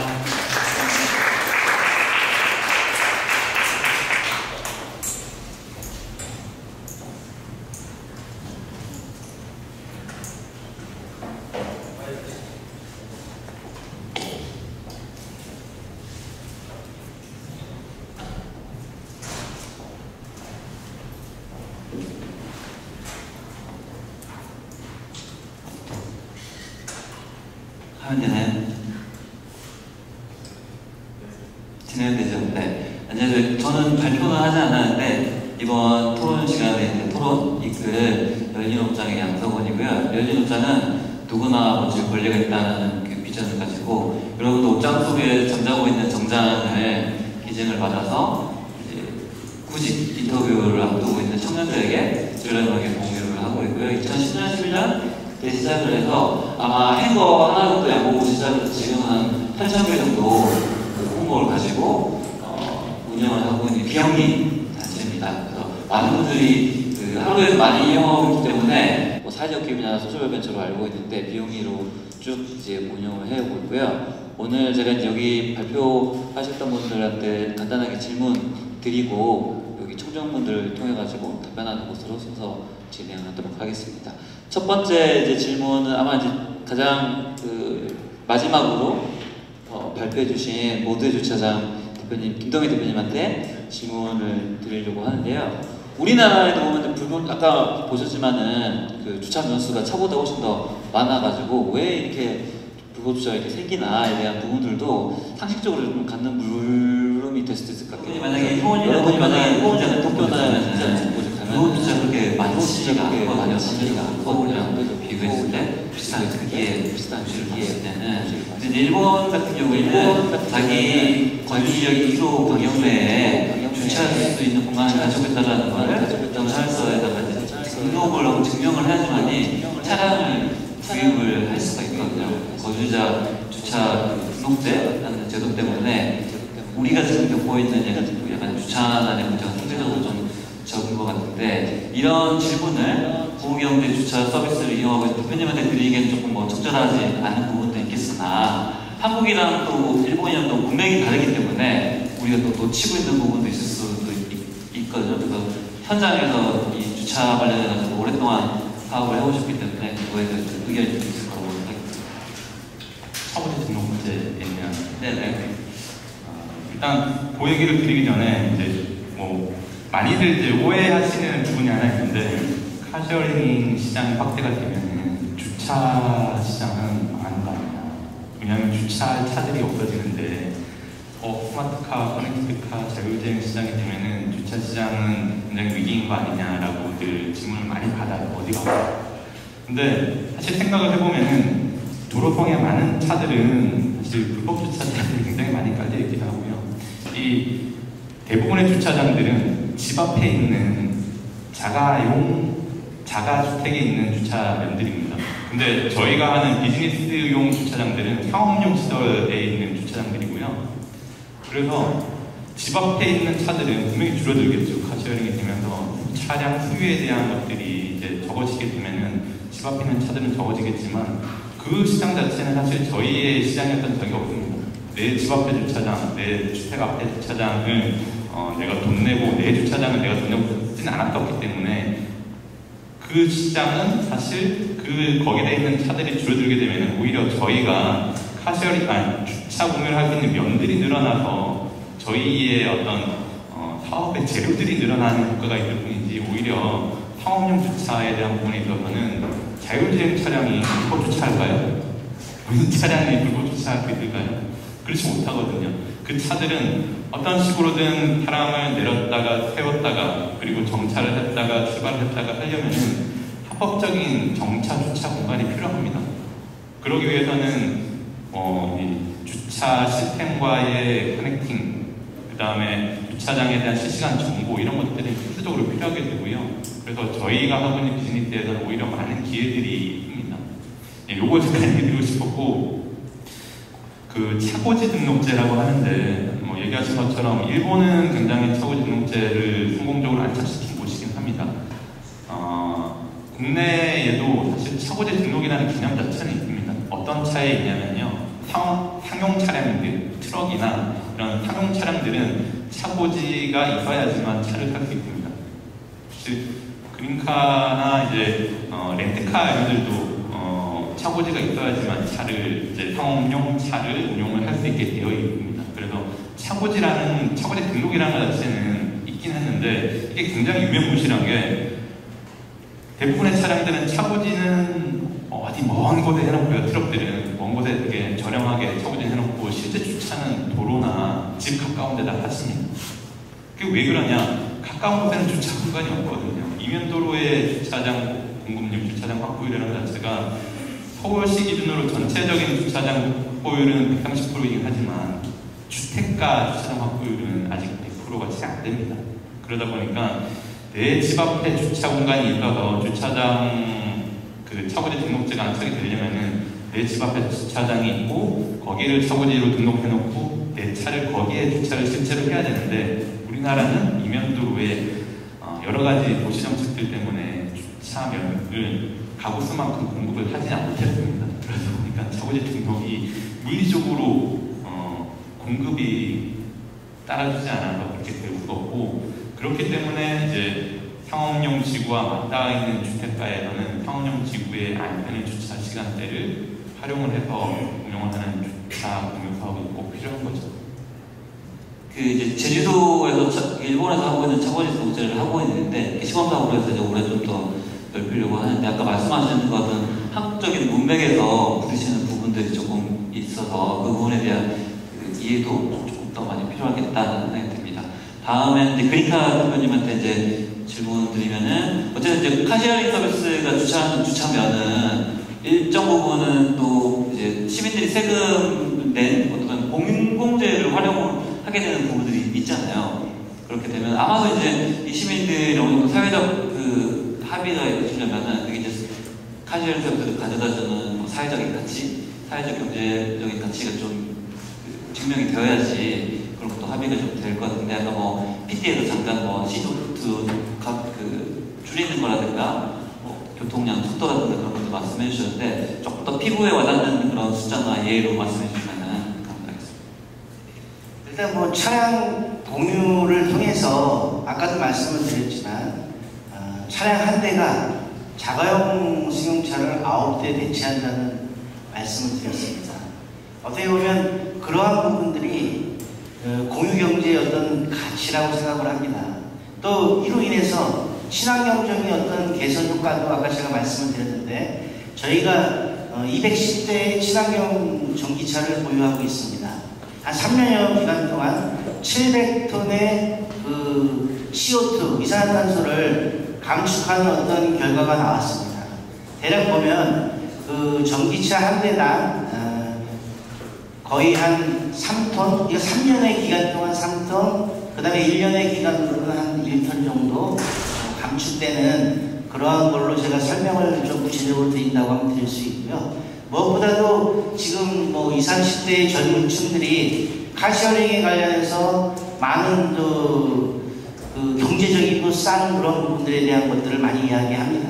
실제 보면 뭐 가격으로 얼마가 더 저렴해지느냐 뭐 이런 부분으로 설명을 해달라고 하면 비교는 좀 어려운 부분이 있습니다. 예를 들어서 소나타나 이런 차급들, 뭐 아반떼나 그랜저 차종에 따라 좀 다르고요. 그런 부분들을 굳이 뭐 구매나 렌탈과 비교를 해보면 뭐 소나타 같은 경우는 아마 한 3년이나 4년에 계산을 한다고 하면 한 60여만 원 정도의 렌탈료가 아마 나올 겁니다. 근데 그린카를 이용해 보면 이거는 어떻게 보면 주중에 주말을 포함해서 쓰는 부분들이 한 주에 한 2회씩 해서 뭐 4주를 쓴다고 하면 한 8번을 활용을 하겠죠. 8번 동안 한 저희가 계산할 때는 한 35,000원 정도 뭐 이렇게 계산하면 대략 한 30만원 정도의 그 카시어링을 이용을 해서 사는 거하고 그 다음에 또 렌터카를 써서 쓰는 것보다는 조금은 더 저렴하지 않겠냐. 그 비율을 제가 아까도 말씀드렸지만 단적으로 이야기하기는 어렵습니다. 왜냐면 차의 종류가 다양하고 또 옵션도 다양하기 때문에 그냥 일반적인 부분으로 제가 답변을 드리는 걸로 하겠습니다. 네.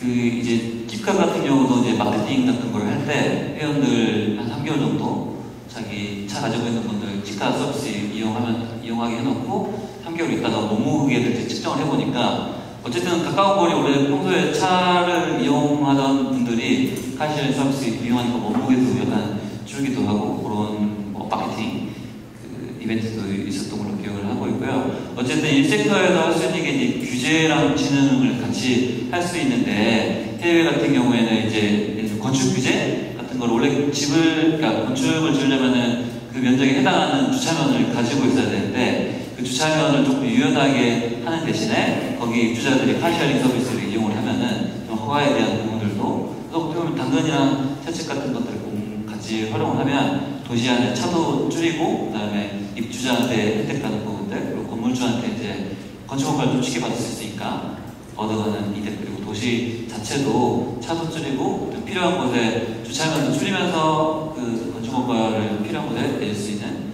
부분도 좀 있지 않나. 에어비앤비에 질문 드리고 싶은 거는 아마 여기 계신 분들 중에 모르겠어요. 가족 중에 장애인분들 있을지 모르겠지만은 이제 여행을 가면은 굉장히 이렇게 편하지는 않으실 것 같아요. 왜냐면 뭐 이동이라든가 그다음에 뭐 그 문턱이라든가 그런 곳에 있기 때문에 이제 에어비앤비 서비스 최근에 보니까 아마도 이제 그런 장애인분들이 좀 여행하는 데 있어서 좀 이렇게 편의 기능이 있는 게 있어서 조금 더 이후에 자세히 설명해 주시면 감사하겠습니다. 네, 감사합니다. 그 질문 주신 장애인을 위한 그 필터? 네, 필터 기능 말씀해 주셨거든요. 그 백그라운드를 잠깐 설명해 드리면은 에어비앤비의 사명은 빌롱 애니어입니다. 그러니까 이게 누구나가 어디를 가든 정말 집처럼 느꼈으면 좋겠다. 이게 뭐 장애인이든 장애가 있는 장애가 없든 어떤 인종이든 남성이든 여성이든 젊든 나이가 들든 그런 철학을 갖고 그런 미션 사명을 가지고 저희가 임하고 있는데요. 그 최근에 그러니까 세부 검색할 때 장애인에 얼마나 친화적인지 세부 필터가 여러 개가 추가가 됐습니다. 무슨 뜻이냐면은 그냥 장애인 친화적인 숙소인가요?가 아니라 롤러웨이 침대가 있나요? 시작돼가지고 그 입구가 얼마나 큰가 이런 다양한 필터가 들어갔고 그럼으로써 검색을 더 쉽게 할 수가 있는 거죠. 달리 말하면은 장애가 있으신 분들이 여행을 갈 수 있게 그러면 더 많은 분들이 여행을 갈 수 있게 도와주는 그 기능이 개선이 되는데요. 그 히스토리를 조금 말씀을 드리면은 저도 직접 만났고 굉장히 좋았던 것 중에 하나가 이 분이 한국에 와서 여기 장애인 올림픽 때 평화봉송 주자로 직접 휠체어를 타고 뛰셨는데요. 그 스린 마리아 칼리라는 분이 있습니다. 그분이 인도계 영국 사람이고 영국에서 태어나서 유전학을 공부하고 그 다음에 변호사를 시험을 봐서 변호사 생활을 하다가 옥스퍼드 MBA를 가요. 이렇게 말씀드리면 굉장히 성공한 이민자의 똑똑한 사람이구나 라고 생각할 수 있는데, 이분이 진짜 그 감동적 스토리인 게 태어날 때부터 장애가 있는 분이었어요. 태어날 때부터 휠체어를 타고 다니셨고요. 음식도 직접 못 드세요. 손도 많이 드시고. 근데 그 사람이 영국에서 태어나서 변호사가 됐고 MBA까지 간 거예요. 이제 MBA를 가기 전에 옥스퍼드 MBA를 가기 전에 시간이 남아가지고 여행을 다니려고 봤더니 말씀하신 대로 여행을 수가 없는 거예요. 자기가 휠체어를 타고 가야 되다 보니까. 그래서 이 사람이 어커머브라는 장애인을 위한 에어비앤비를 만든 거죠. 그러니까 장애인들이 쉽게 여행할 수 있는 그 숙소, 집을 공유할 수 있는, 아니면 집에 장애인이 가족이 있으면 그 장애인에 맞춰서 들어가는 문도 넓고 휠체어가 이동할 수 있으니까요. 그래서 이제 그분이 그걸 만들었는데 그 회사를 만들고 2,000개의 숙소를 직접 찾아다니면서 확보를 해서 올려놨는데요. 그 회사를 에어비앤비가 인수를 합니다. 그래서 이분은 지금 그 아까 이사님께서 말씀하신 장애인 기능, 그 필터 개발하는 프로덕트 매니저, 총괄 매니저로 근무를 하고 있고, 저희가 작년에 장애인 올림픽과 동계올림픽을 후원했는데요. 그 후원사 참여하면서 이미 직접 와서 그 성화 방송을 한 거죠. 근데 보면은 와서 저도 이제 10일 동안 같이 지내면서 많이 배우는데 그 턱없이 부족하죠. 우리나라에서 이제 그 휠체어를 타고 들어갈 수 있는 공간이라든지. 제일 안타까웠던 거는 명동에서 이제 지나다녔는데 그 상점이 올라갈 수 있게 램프를 해놨어요. 그래서 처음에는 그게 그 장애인 휠체어가 갈 수 있게 하는 건가 보다 생각했는데 휠체어가 가기에는 되게 좁아요. 뭔가 물어봤더니 웬만한 데 다 돼 있어요. 그러더니 중국인 여행객들이 와서 핸드크레를 들고 올라갈 때 램프가 필요할 때 해본 거다. 그래서 이제 그때 나왔던 거 보면 더 많은 장애인들이 여행을 다니셔야지 거기에 맞춰서 인프라가 맞춰서 생각했구나. 거기에 맞춰서 에어비앤비도 이런 기능들을 꾸준히 이렇게 도입하고 노력을 하고 있습니다. 혹시 뭐 필터에 따라 다를 수도 있을 것 같긴 한데 한국에 있는 것들 중에는 한 몇 개 정도나 그게 재밌는 게 솔직히 말씀드리면 그때 못 찾았어요. 그분이 있을 만한 곳을 직접 가보기도 하고 했는데 못 찾았는데요. 지금 있을 수도 있겠죠. 왜냐면은 그 숙소 숫자가 워낙 늘어나니까. 그런데 이게 모든 이런 제품, 이런 기능 변화가 있을 때마다 나타나는 현상이 있는데요. 새로운 기능이 도입이 돼요. 거기에 맞춰서 이 업데이트를 해야 되는데 어떤 사람들이 업데이트를 안 하죠. 마치 저희도 신조도 안 쓰고 구조도 계속 쓰고 아무 변화잖아요. 변경하잖아요. 그런 것처럼 하다 보니까 어딘가 있을 것 같아요. 근데 아직 검색해서 찾으려고. 우리가 지금 살고 있는 서울이 인구 1,000만의 어떤 메가시티이기도 하고 전 세계적으로 거의 뭐 5손가락 안에 들어가는 큰 도시인데 도시에 좀 이제 걸맞는, 그러니까 예를 들면 뭐 장애인만 편한 게 아니고 남녀노소 일반인 장애인 모두 다 편할 수 있는 그런 도시 철학을 가지고 공유 도시에 대한 부분들도 좀 한번 살펴봐야 될 부분이 있지 않나 하는 얘기도 하고, 한편으로는 또 이제 그런 장애인 관련된 그 기능 이런 부분들 잘 갖추는 곳 같은 경우는 상대적으로 조금 뭐 규제라든가 그런 거를 좀 완화해도 괜찮지 않나. 대부인이 지금은 그걸 할 수가 없으니까요. 그런 부분에 대한 것들도 조금 유연하게 하시는 분 있으면 좋겠다는 생각이 듭니다. 마지막으로 뉴요크 여기 나오시는 질문 드리고 싶은데, 지금 한 거의 뭐 30여 개국의 이제 그 뉴요크가 있고 좀 전 세계적인 이제 글로벌 회사이기도 하고, 앞으로도 당연히 뭐 많은 지점들이 늘어나긴 할 텐데, 예를 들면 뭐 5년, 10년 정도 이렇게 지났을 때 뉴요크가 또 물리적으로 사무실 공유만 하는 게 아니고 또 어떤 모습들을 또 상상해 볼 수 있을지, 그러면 또 우리 삶에는 또 어떤 변화가 있을지 말씀해 주시면 좋을 것 같습니다. 제가 연초에 영국에 이제 트레이닝을 갔어요. 그래서 이제 뉴요크 그쪽에 이제 위어크에서 보고 만드는 것을 배웠는데요. 그 위어크 런던에 가서 이제 많은 경험을 했어요. 그때가 이제 2월이라서 엄청 춥고 눈도 원래는 런던이 눈이 오지 않는 도시로 알려져 있는데 그때 특히나 눈도 많이 오고 굉장히 추운 날씨가 많이 지속돼서 우버를 많이 사용을 했습니다. 근데 우버 운전기사 분들이 대부분 런던에서 사시는 분들이 많이 없고요. 이제 각 이민을 오셔서 이제 런던에 대해서 잘 모르시는 분들이 대부분이셨는데요. 또 이제 아무래도 그분들도 이제 운전하시면서 이렇게 대화를 많이 하셔서 제가 많은 걸 배웠어요. 그리고 굉장히 큰 영감을 얻었는데요. 이제 제가 위워크 비샵 게이트로 가주세요. 위워크 아웃도리지로 가주세요. 이렇게 하면은 그분들의 이제 그런 반응이 굉장히 재밌었습니다. 거기 위워크, 거기 일 재밌게 하는데 거기 막 다트도 있고 뭐 샤워실도 있고 뭐 업무를 굉장히 재밌게 할 수 있다고 하는데 나도 나중에 창업을 하거나 아니면 비즈니스를 하게 되면 그런 데서 일을 하고 싶다라고 말씀을 하시더라고요. 불과 한 분은 실질적으로 한 달밖에 안 되셨다고 하고요. 저희가 지금 바디랭귀지도 했습니다. 이제 말이 이제 많이 통하지 않았는데 그랬는데도 불구하고 위워크를 아시는 데 있어서 굉장히 큰 이제 감동을 받았어요. 그래서 지금 이제 런던 같은 경우는 지금 약 40개의 지점이 있고요. 앞으로도 굉장히 빠르게 지금 성장을 하고 있는데요. 한국도 이제 불과 2년밖에 되지 않았지만 저 10개 지점이 있고요. 내년에는 지금 또 15개, 10개에서 15개 정도 더 빠르게 성장을 해서 이제 많은 지점에서 많은 분들의 서포트를 해드릴 예정에 있습니다.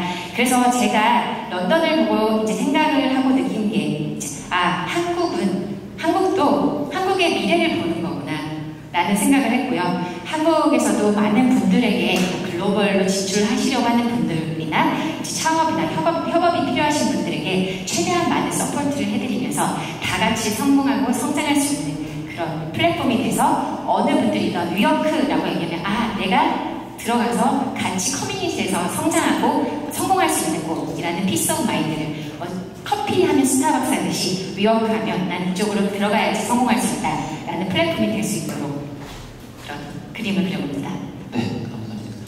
저희가 7월, 8월에 굉장히 더웠잖아요. 날씨가 유럽 역사 되게 불려주 더웠는데 일본도 이제 비슷하게 이렇게 더웠다고 그래서 일본 같은 경우에는 IT나 회사들이 어떻게 약간 연합체로 약속을 해서 텔레워크 위크 예를 들면 원격 근무 주간 같은 거를 이렇게 정해서 꼭 회사에 출근하지 않고 집 주변에서 일하는 이런 것들을 쭉 진행을 했는데 그때 이제 작년 통계로만 했을 때 한 6만 명 정도 참여를 했다고 하더라고요. 그래서 예를 들면 우리 생활 주변에 좀 이렇게 위워크처럼 이렇게 공유해서 쓸 수 있는 업무 공간이 훨씬 더 많다라고 하면은 우리가 여름에 그렇게 날씨가 이제 더울 때 회사 이렇게 출퇴근하면서 이렇게 파격지가 되는 것보다도 좀 업무에 좀 집중할 수 있는 문화도 만들 수 있지 않을까 그런 생각이 듭니다. 제가 오늘 준비해온 질문들은 좀 이렇게 순서대로 쭉 전달해드렸고요. 혹시나 여기 지금 방청석에 앉아 계신 분들 중에 여기 앞에 스피커분들한테 하고 싶은 질문 있으면은 마이크를 자연스럽게 넘길 수 있도록 하겠습니다. 질문 원하시는 분들 있으면은 이렇게 손 들어주시면은 그쪽에다가 마이크를 보내드릴 수 있도록 하겠습니다. 네, 일단은 먼저 들어주신 남자분들이고 그다음에 저기 남자분들이 하겠습니다.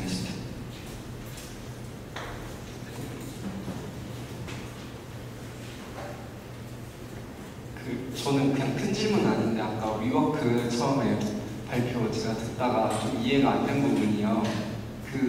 거기서 일하면 약간 하나로 뭔가 연결된다는 그런 식으로 말씀하셨는데 그 부분이 구체적으로 무슨 뜻인지를 잘 이해가 안 돼가지고 저희 같은 경우는 디지털화 되어 있는 게 아니고요. 조금 더 자세하게 말씀을 드리자면 저희 멤버가 되시면은 저희 멤버 네트워크라는 이제 사이트에 등록을 하실 수가 있어요. 그 멤버 네트워크에 등록을 하시면 이제 저희 전 세계에 있는 모든 분들과 커뮤니케이션을 하실 수 있는 약간 카카오톡 같은 건 아니지만 이제 디지털화돼서 서로 커뮤니케이션 언제든지 하실 수가 있고요. 예를 들어서 스페인에 출장을 가신다라고 하면은 그 멤버 네트워크 페이지에 내가 다음 주에 스페인으로 출장을 가는데 혹시 어디를 가면 좋을까요? 있어요 라고 말씀을 하시면요, 스페인에 계신 분이 보시고 밑에 답변을 달아주시고 합니다. 그래서 협업이나 아니면 뭔가 사람을 구한다든지 이제 그런 어떤 질문에서든 이제 막 같이 소통을 글로벌리 할 수 있는 그런 그 디지털화가 구축되어 있습니다. 두 번째 질문, 아까 손 들어주신 분 먼저, 네, 여기 마이크 손 들어주시고 한 말씀 드립니다.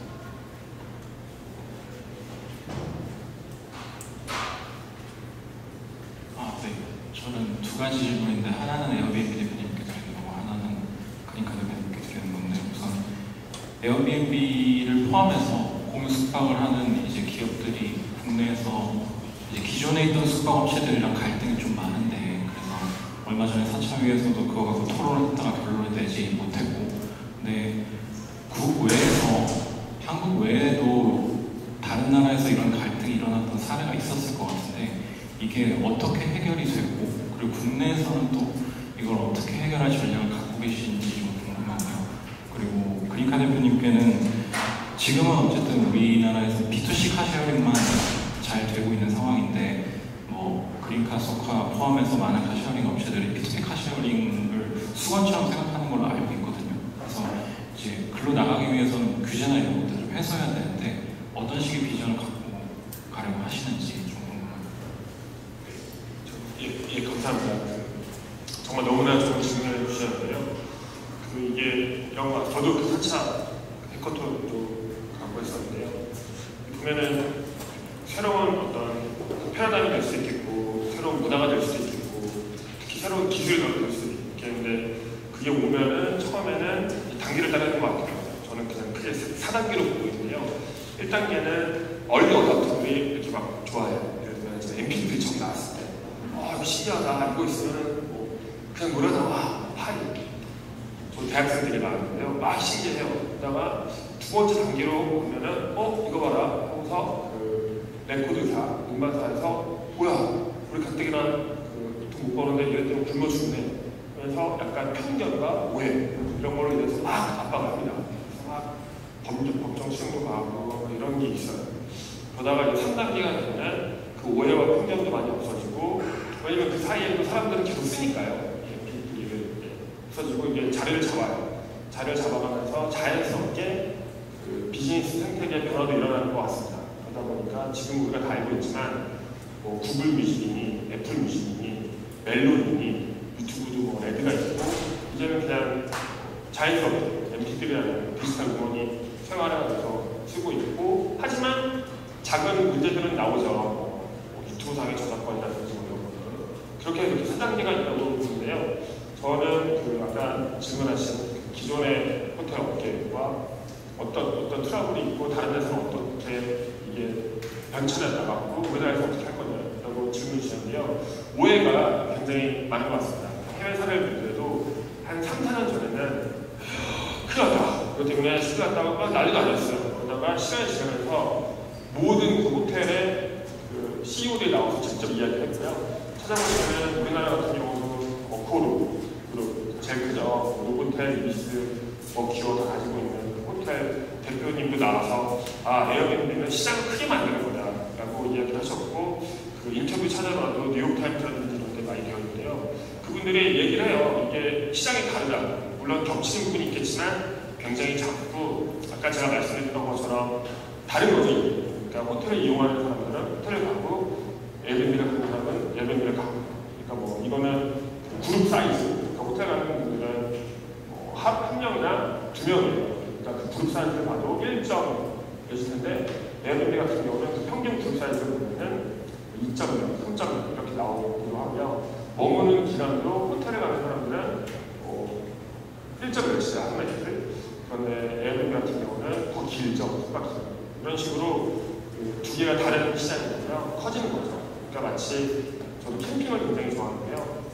캠핑 갈 때도 있고, 에어비앤비 갈 때도 있고, 아까 제가 소개해드렸던 것처럼 료칸 갈 때도 있고요. 다양한, 그리고 소비자에게는, 우리 같은 사람들에게는 선택의 폭이 넓어지니까 좋은 거죠. 그렇다 보니까 전체 큰 비즈니스 트렌드를 보면요. 아까 말씀드렸던 어코르 같은 경우는 이런 공유 숙박을 하는 이 플랫폼 하나를 인수해서 그쪽으로 가고 있고요. 또 재밌는 거는 에어비앤비라는 것도 이 플랫폼 자체가 워낙 잘 돌아가고 쓰기 편하다 보니까 호텔들도 이제 에어비앤비 많이 올라와 있습니다. 그래서 저희 에어비앤비 사이트에 500만 개 숙소가 올라가 있는데요. 30만 개 정도가 호텔이에요. 그리고 우리나라도 올라가 있어요. 영동의 빅도어, 스몰도어라는 게 올라가 있고 몇 개가 올라가 있고 계속 꾸준히 올라가고 있습니다. 진정한 숙박의 플랫폼으로 발전해 나가고 있는 거죠. 그래서 이게 다시 답을 드리면은 그 시장이 작동되는 과정이고요. 과정에서 나타나는 오해와 편견 당연히 있지만 그거는 이제 서로 알게 되니까 잘 풀어가려고 있습니다. 제가 답변을 드리겠습니다. 상당히 규제에 관한 좋은 질문을 주셨는데 좀 말씀드리기가 좀 곤란한 그런 부분들도 있겠지만 제가 아는 범위 내에서 답변을 드리면 지금 현재 B2C 카시어링을 하고 있고 아까 설명드렸던 P2P나 아니면 라이드 시어링이나 라이드 헤일링으로 해서 자율주행으로 쭉 가야 되는 일련의 어떤 서비스의 형태로 가야 되는 것은 맞습니다. 근데 이제 우버나 뭐 아니면 그랩이나 이런 회사들이 엄청난 그 가치들을 많이 올리고 있다는 측면에서는 가야 하는 방향에 저도 충분히 공감을 하고 주장을 하고 싶지만 사실 또 지금 우리 법상에 보면 여객 자동차 운수사업법이라는 것이 있습니다. 그러다 보니까 유상운송 금지라는 그런 그 조항들이 있어서 앞으로 더 나아가려고 하더라도 조금 어려운 부분이 있습니다. 왜냐하면 다양한 이해관계자들이 있기 때문에 어떻게 보면 또 조화롭게 사회적인 합의를 이루어야 되는 그런 부분들이 있습니다. 택시나 버스나 여기에 종사하시는 많은 분들도 있기 때문에 또 그런 부분들과의 어떤 그 사회적 합의를 위해서 신문이나 이런 그 보도 뉴스를 보시면 많이 보시면 아시겠지만 4차 산업혁명위원회나 뭐 이런 데서 이런 문제들이 이슈화돼서 이렇게 해커톤이나 하는 형태로 해서 이야기가 되고 있는 그런 사항들인데요. 그러니까는 P2P도 마찬가지로 차량 승차 공유에 관련된 사업적으로 뻗어나가게 되는 그런 부분들에 대해서는 플랫폼적으로는 준비를 하려고 합니다. 그 시작이 언제일지는 잘 모르겠지만 사회적 합의가 잘 이루어진다고 하면 또 바로 시작할 수도 있는 그런 부분들이 있기 때문에 짧게 이렇게 답변을 드리고 마치겠습니다. 어떻게 답변이 됐나요? 네, 감사합니다. 혹시 또 추가적으로 질문 원하시면은 손을 들어주시면, 네, 저기 남자분한테 마이크 주시면 감사하겠습니다. 저는 저 그린카 대표님께 궁금한 게 있는데요. 저도 제 개인 차량도 있고 이제 공유 차량도 이제 필요할 때마다 사용하고 있는데 그냥 문득 드는 생각이 이제 개인 차량 같은 경우에는 개인이 구매하는 거고 또 비용이 드는 문제이다 보니까 모든 개인이 차가 필요하다고 해서 구매는 하지 않는데 이제 그 덕에 이제 공유 경제가 나오고 이제 그린카나 소카 같은 회사가 나왔잖아요. 그 업체들이 결국에는 그 같이 사용할 수 있게 될 차량들을 되게 대량으로 구매를 하고 제공을 하는데 제 생각에는 결국 그게 개인 차량 한 대랑 이제 공경제 차량 9대가 이게 비슷하게 운영이 된다고 하셨잖아요. 차량 대수가 많아지는 것 자체가 그 자연 그 환경 오염이나 이런 부분에서 또 다른 비용을 발생시키는 건 아닌지 좀 궁금하거든요. 아까 좀 그 질문이 어떻게 보면은 그 공유 차량 한 대가 자가용 차량의 9대를 줄이는 그런 부분에 효과를 낸다는 것이고요. 그 부분에 관련해서는 이제 사실 우리가 자가용 차량들이 갖고 계신 분들도 많으실 텐데 실제 사용하는 양은 24시간 기준으로든 1년 기준으로 하면 한 90%에서 95%는 서 있다라는 게 일반적입니다. 그래서 실제 타고 다니는 거는 뭐 적게는 5%를 이야기하는 사람들도 있고 어떤 그 연구 자료를 보면 10%가 사용되고 90%가 서 있다. 이런 개념으로 이해하셔야 되는데 약간 반대로 알고 계셨던 것 같아서 제가 그 부분을 좀 수정을 해서 답변을 드립니다. 네, 또 질문을 원하실 때 여기 앞에 그 티셔츠 하얀색 티셔츠 입고 싶은 분한테 발표 좀 해주시면 네, 저는 그 에어비앤비 대표님한테 질문 드리고 싶은데요. 저는 이제 숙박 말고 에어비앤비 트릭스에 대해서 질문 드리고 싶어요. 이제 저희 에어비앤비 트릭스를 보면 거기에 이제 한국 분들이 올린 상품에도 불구하고 한국 분들 댓글이나 한국 분들이 많이 참여하지 않는 것 같아요. 그런데 이제 52시간 근무제가 되면서 많은 사람들이 이제 취미 그런 거에 관심도 높아지고 실제로 그런 스타트업이 엄청나게 많이 생겨 나가고 있잖아요. 그래서 그 에어비앤비 트립스에서는 그런 부분에 대해서 이제 한국 사람들이 한국에서 열리는 에어비앤비 트립스는 많이 이용하지 않는 편인데 그런 거에 대해서 어떻게 대처하실 건지 궁금합니다. 좋은 질문 주셨는데요. 그 에어비앤비는 요새는 숙박 말고도 트립스라는 게 있습니다. 그래서 경험을 같이 공유하는 겁니다. 예를 들면은 외국인이 호텔에 가는 경우도 있고 에어비앤비 가는 경우도 있겠지만 광장시장을 같이 가는 거예요. 그런 것도 있고 축구 선수랑 같이 축구를 관람한다든지 이런 게 있어요. 저도 참고로 저 자신도 사진 찍는 걸 좋아해가지고요. 부촌이랑 이런 동네를 사진을 보면서 찍으면서 같이 돌아다니는 라는 걸 제가 한번 포스트도 하기도 했었는데요. 몇 번 하면 안 했는데요.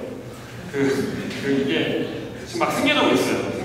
지금 100개인가 400개인가가 둘 중에 하나인데요. 그 정도 생겨나고 있고 막 성장하고 있기 때문에 언젠가는 질문해 주신 것처럼 한국도 이렇게 포함이 돼서 적극적으로 할 것 같고 또 우리나라는 숨겨져 있는 정말 모르는 게 워낙 많다 보니까 되는데요. 지금은 아무래도 많이 외국인들 위주로 해요.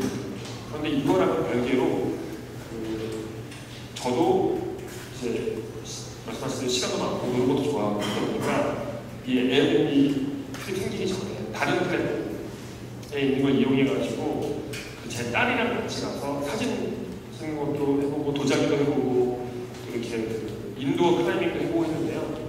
그런 재밌는 것들이 많이 나타나고 있는 것 같습니다.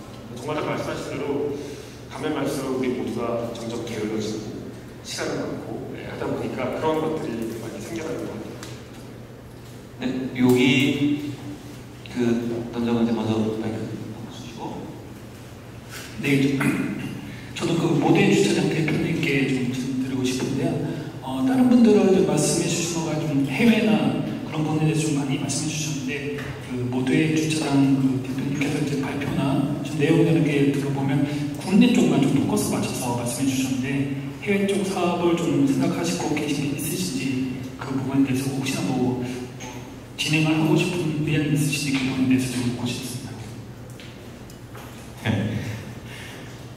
질문 없이 넘어가는 줄 알고 굉장히 질문 줘서 반갑게 듣고 있었는데 어려운 질문이네요.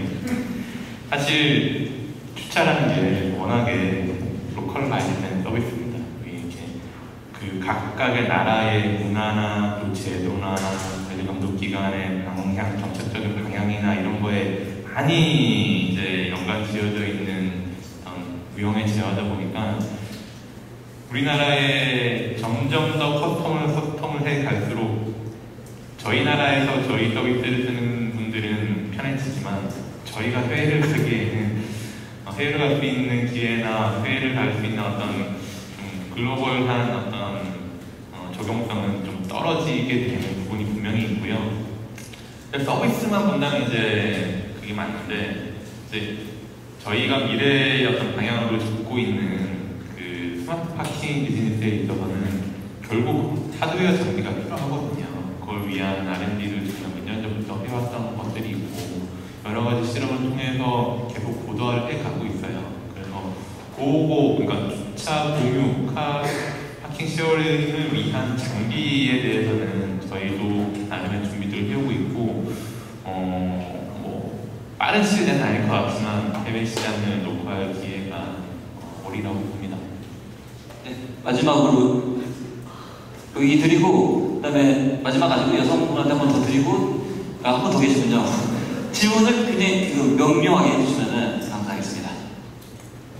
저는 모두의 주차장 대표님께 여쭤보려고 하는데요. 저는 부산에서 왔는데 지금 활용하고 계시는 앱이 서울에서 주로 활용이 되는 것 같은데 지역에서의 활용도가 얼마나 되고 또 부산의 자치구에서도 좀 관심을 가지고 그 거주지 주차장인가요? 그 도입을 또 좀 하려고 하는 곳이 있더라고요. 그래서 부산에도 그 앱을 활용을 해서 저희가 할 수가 있는지 그게 궁금합니다. 제가 부산 출신입니다. 그래서 이제 편하게 부산말로 한번 얘기 드리면은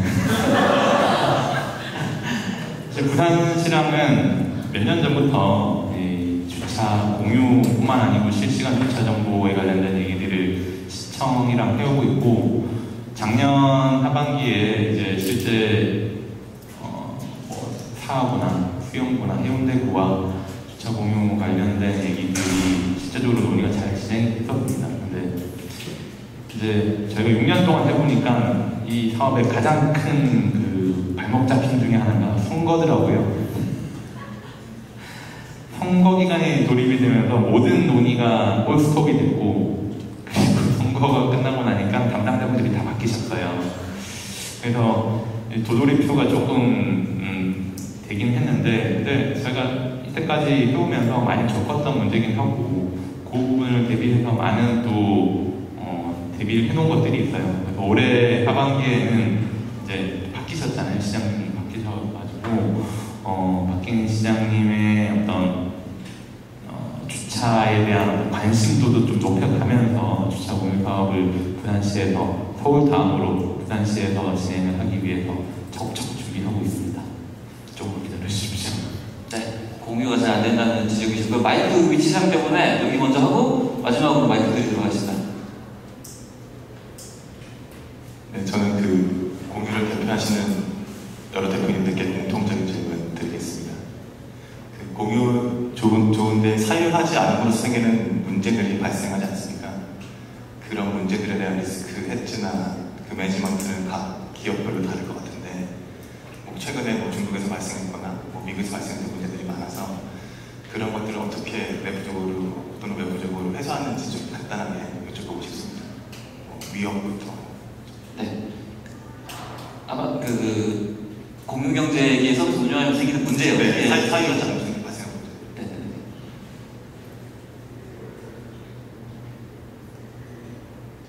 저는 공유 경제에 대한 문제가 발생하는 것은 물론 이제 많은 사람들이 함께하면서 마이너 이슈가 생길 수 있는데요. 장점에 너무나 강하게 부각이 되기 때문에 많은 이슈들에 대해서는 생각해보지 않았습니다. 그래서 이 부분은 저는 넘어가도록 하겠습니다.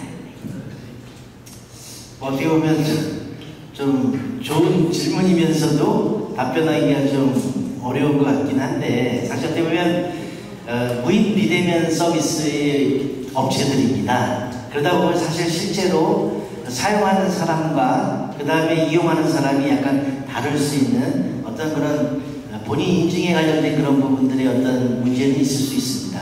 그런 부분들을 해결하기 위해서 그러니까는 스마트폰과 그 다음에 그 이용자의 그 운전면허증과 그 다음에 신용카드가 삼위일체가 돼서 확인을 해서 문제점을 줄이려고 노력을 하고 있고요. 그럼에도 불구하고 뭐 지금은 거의 미미합니다. 거의 그런 유의 그 발생이 될 거는 별로 없습니다. 근데 간혹 어쩌다가 한번 있는 경우가 있죠. 왜냐면 그건 예를 들어서 뭐 청소년 문제들 같은 경우 호기심에서 엄마 아빠 거를 이렇게 가져다가 타고 나서 뭐 사고가 났다 이런 기사들을 볼 텐데, 그런 건 어떻게 보면 부모님들의 그 운전면허증이나 뭐 이런 휴대폰, 스마트폰을 이렇게 가져다가 하는 행위들인데, 그래도 지금은 제가 볼 때는 처음보다는 엄청 많이 감안됐고, 그런 건수는 1년에 뭐 한 5건 정도 나오면 많이 나올까. 그래서 그런 부분을 좀 많이 커버하고 있습니다. 뭐 좋은 질문 감사하고요. 이게 제가 좀 부탁드리고 싶은 건 뭐냐면, 어떻게 보면 공유, 어떻게 보면 함께 쓰는 겁니다. 사실 어떻게 보면 그 카시어링에 관련된 차들도 요새 엄청 좋은 차들을 많이 내놓거든요. 소비자 의식도 공유 문화에 좀 동참을 해서 깨끗하게 쓰고 반납하는 그런 부분들이 뭐 과거에 비해서 우리 시민의식이 상당히 높아져서 좋아졌습니다. 그럼에도 뭐 몇 분들은 어떻게 보면 좀 험하게 쓰고 또 지저분하게 해놓고 하는 그런 부분들이 있는데, 그런 것들이 조금만 더 성숙해지면 좋겠다는 바람이 있습니다. 감사합니다. 네. 체리 피킹에 대한 얘기이신 거라고 질문이라면 되겠죠. 저희는 크게 세 가지로 이제 그 공유된 주차면에 대한 부정 사용자들을 처리하는데, 하나는 즉 저희가 공공기관과 같이 유정을 하는 이유 중에 하나인 건데, 단속을 합니다. 거주자 주차는 공공기관에서 관리해서 단속 권한이 있는 곳이기 때문에 거주자 주차 같은 경우에는 단속을 해서 견인이나 그다음에 부정주차를 부과를 하고 있고요. 두 번째로는 사유지 공유주차면들은 거기에 이제 저희가 하드웨어 장비들을 연수를 합니다. 그래서 지금 이제 플랩이라고 하는데 이제 바닥에서 주차 자체를 이제 차단을 하거나 아니면 허용을 할 수 있는 그런 장비들을 저희가 몇몇 곳에서 시범 운영을 하고 있고요. 그런 것들이 이제 순차적으로 좀 확대가 될 것 같아요.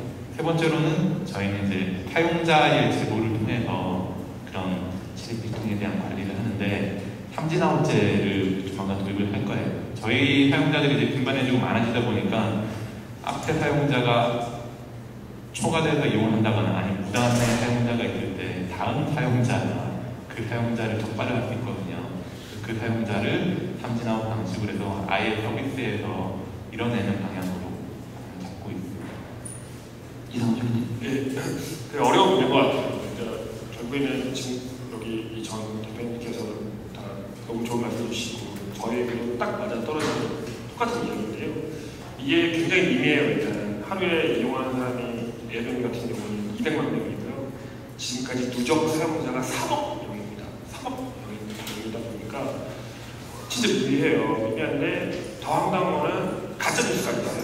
사실 아닌 뉴스 번역이 되고 원본 오리지널에서는 정정 노출된다고 해도 번역이 돼서 퍼져나가요.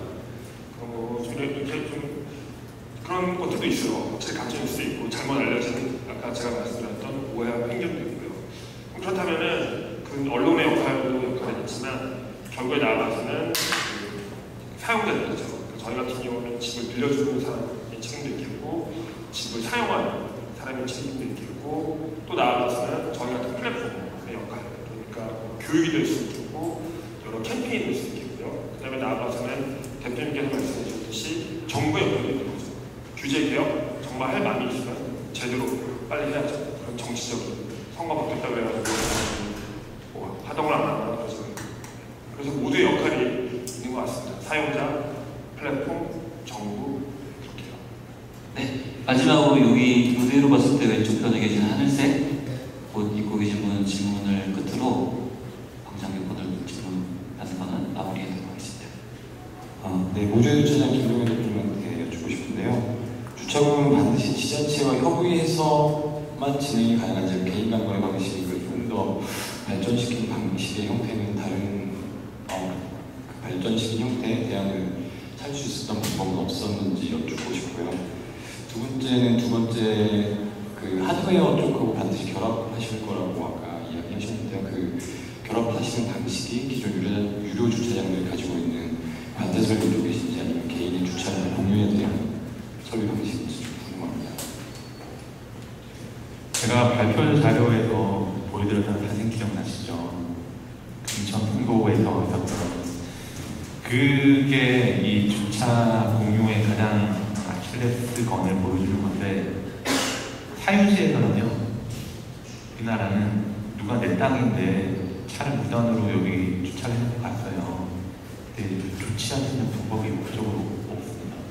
아직 법이 구비되어 있는 영역이다 보니까 이런 부분 때문에 사실 이번 그 인천풍도에서의 사태도 뭐 경찰도 왔다가 가고 뭐 구청도 왔다 갔지만 해결을 해주지 못했다. 그래서 주민들이 자발적으로 하나의 해결사를 해서 해결을 본 거잖아요.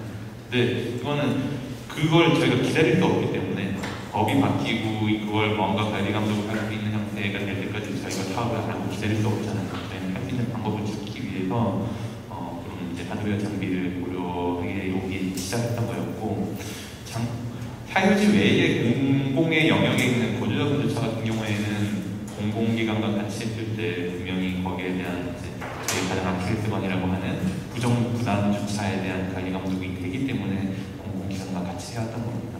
그 두 번째 질문에 대한 답변은 저희는 공유주차장에 대한 장비만 가격을 하고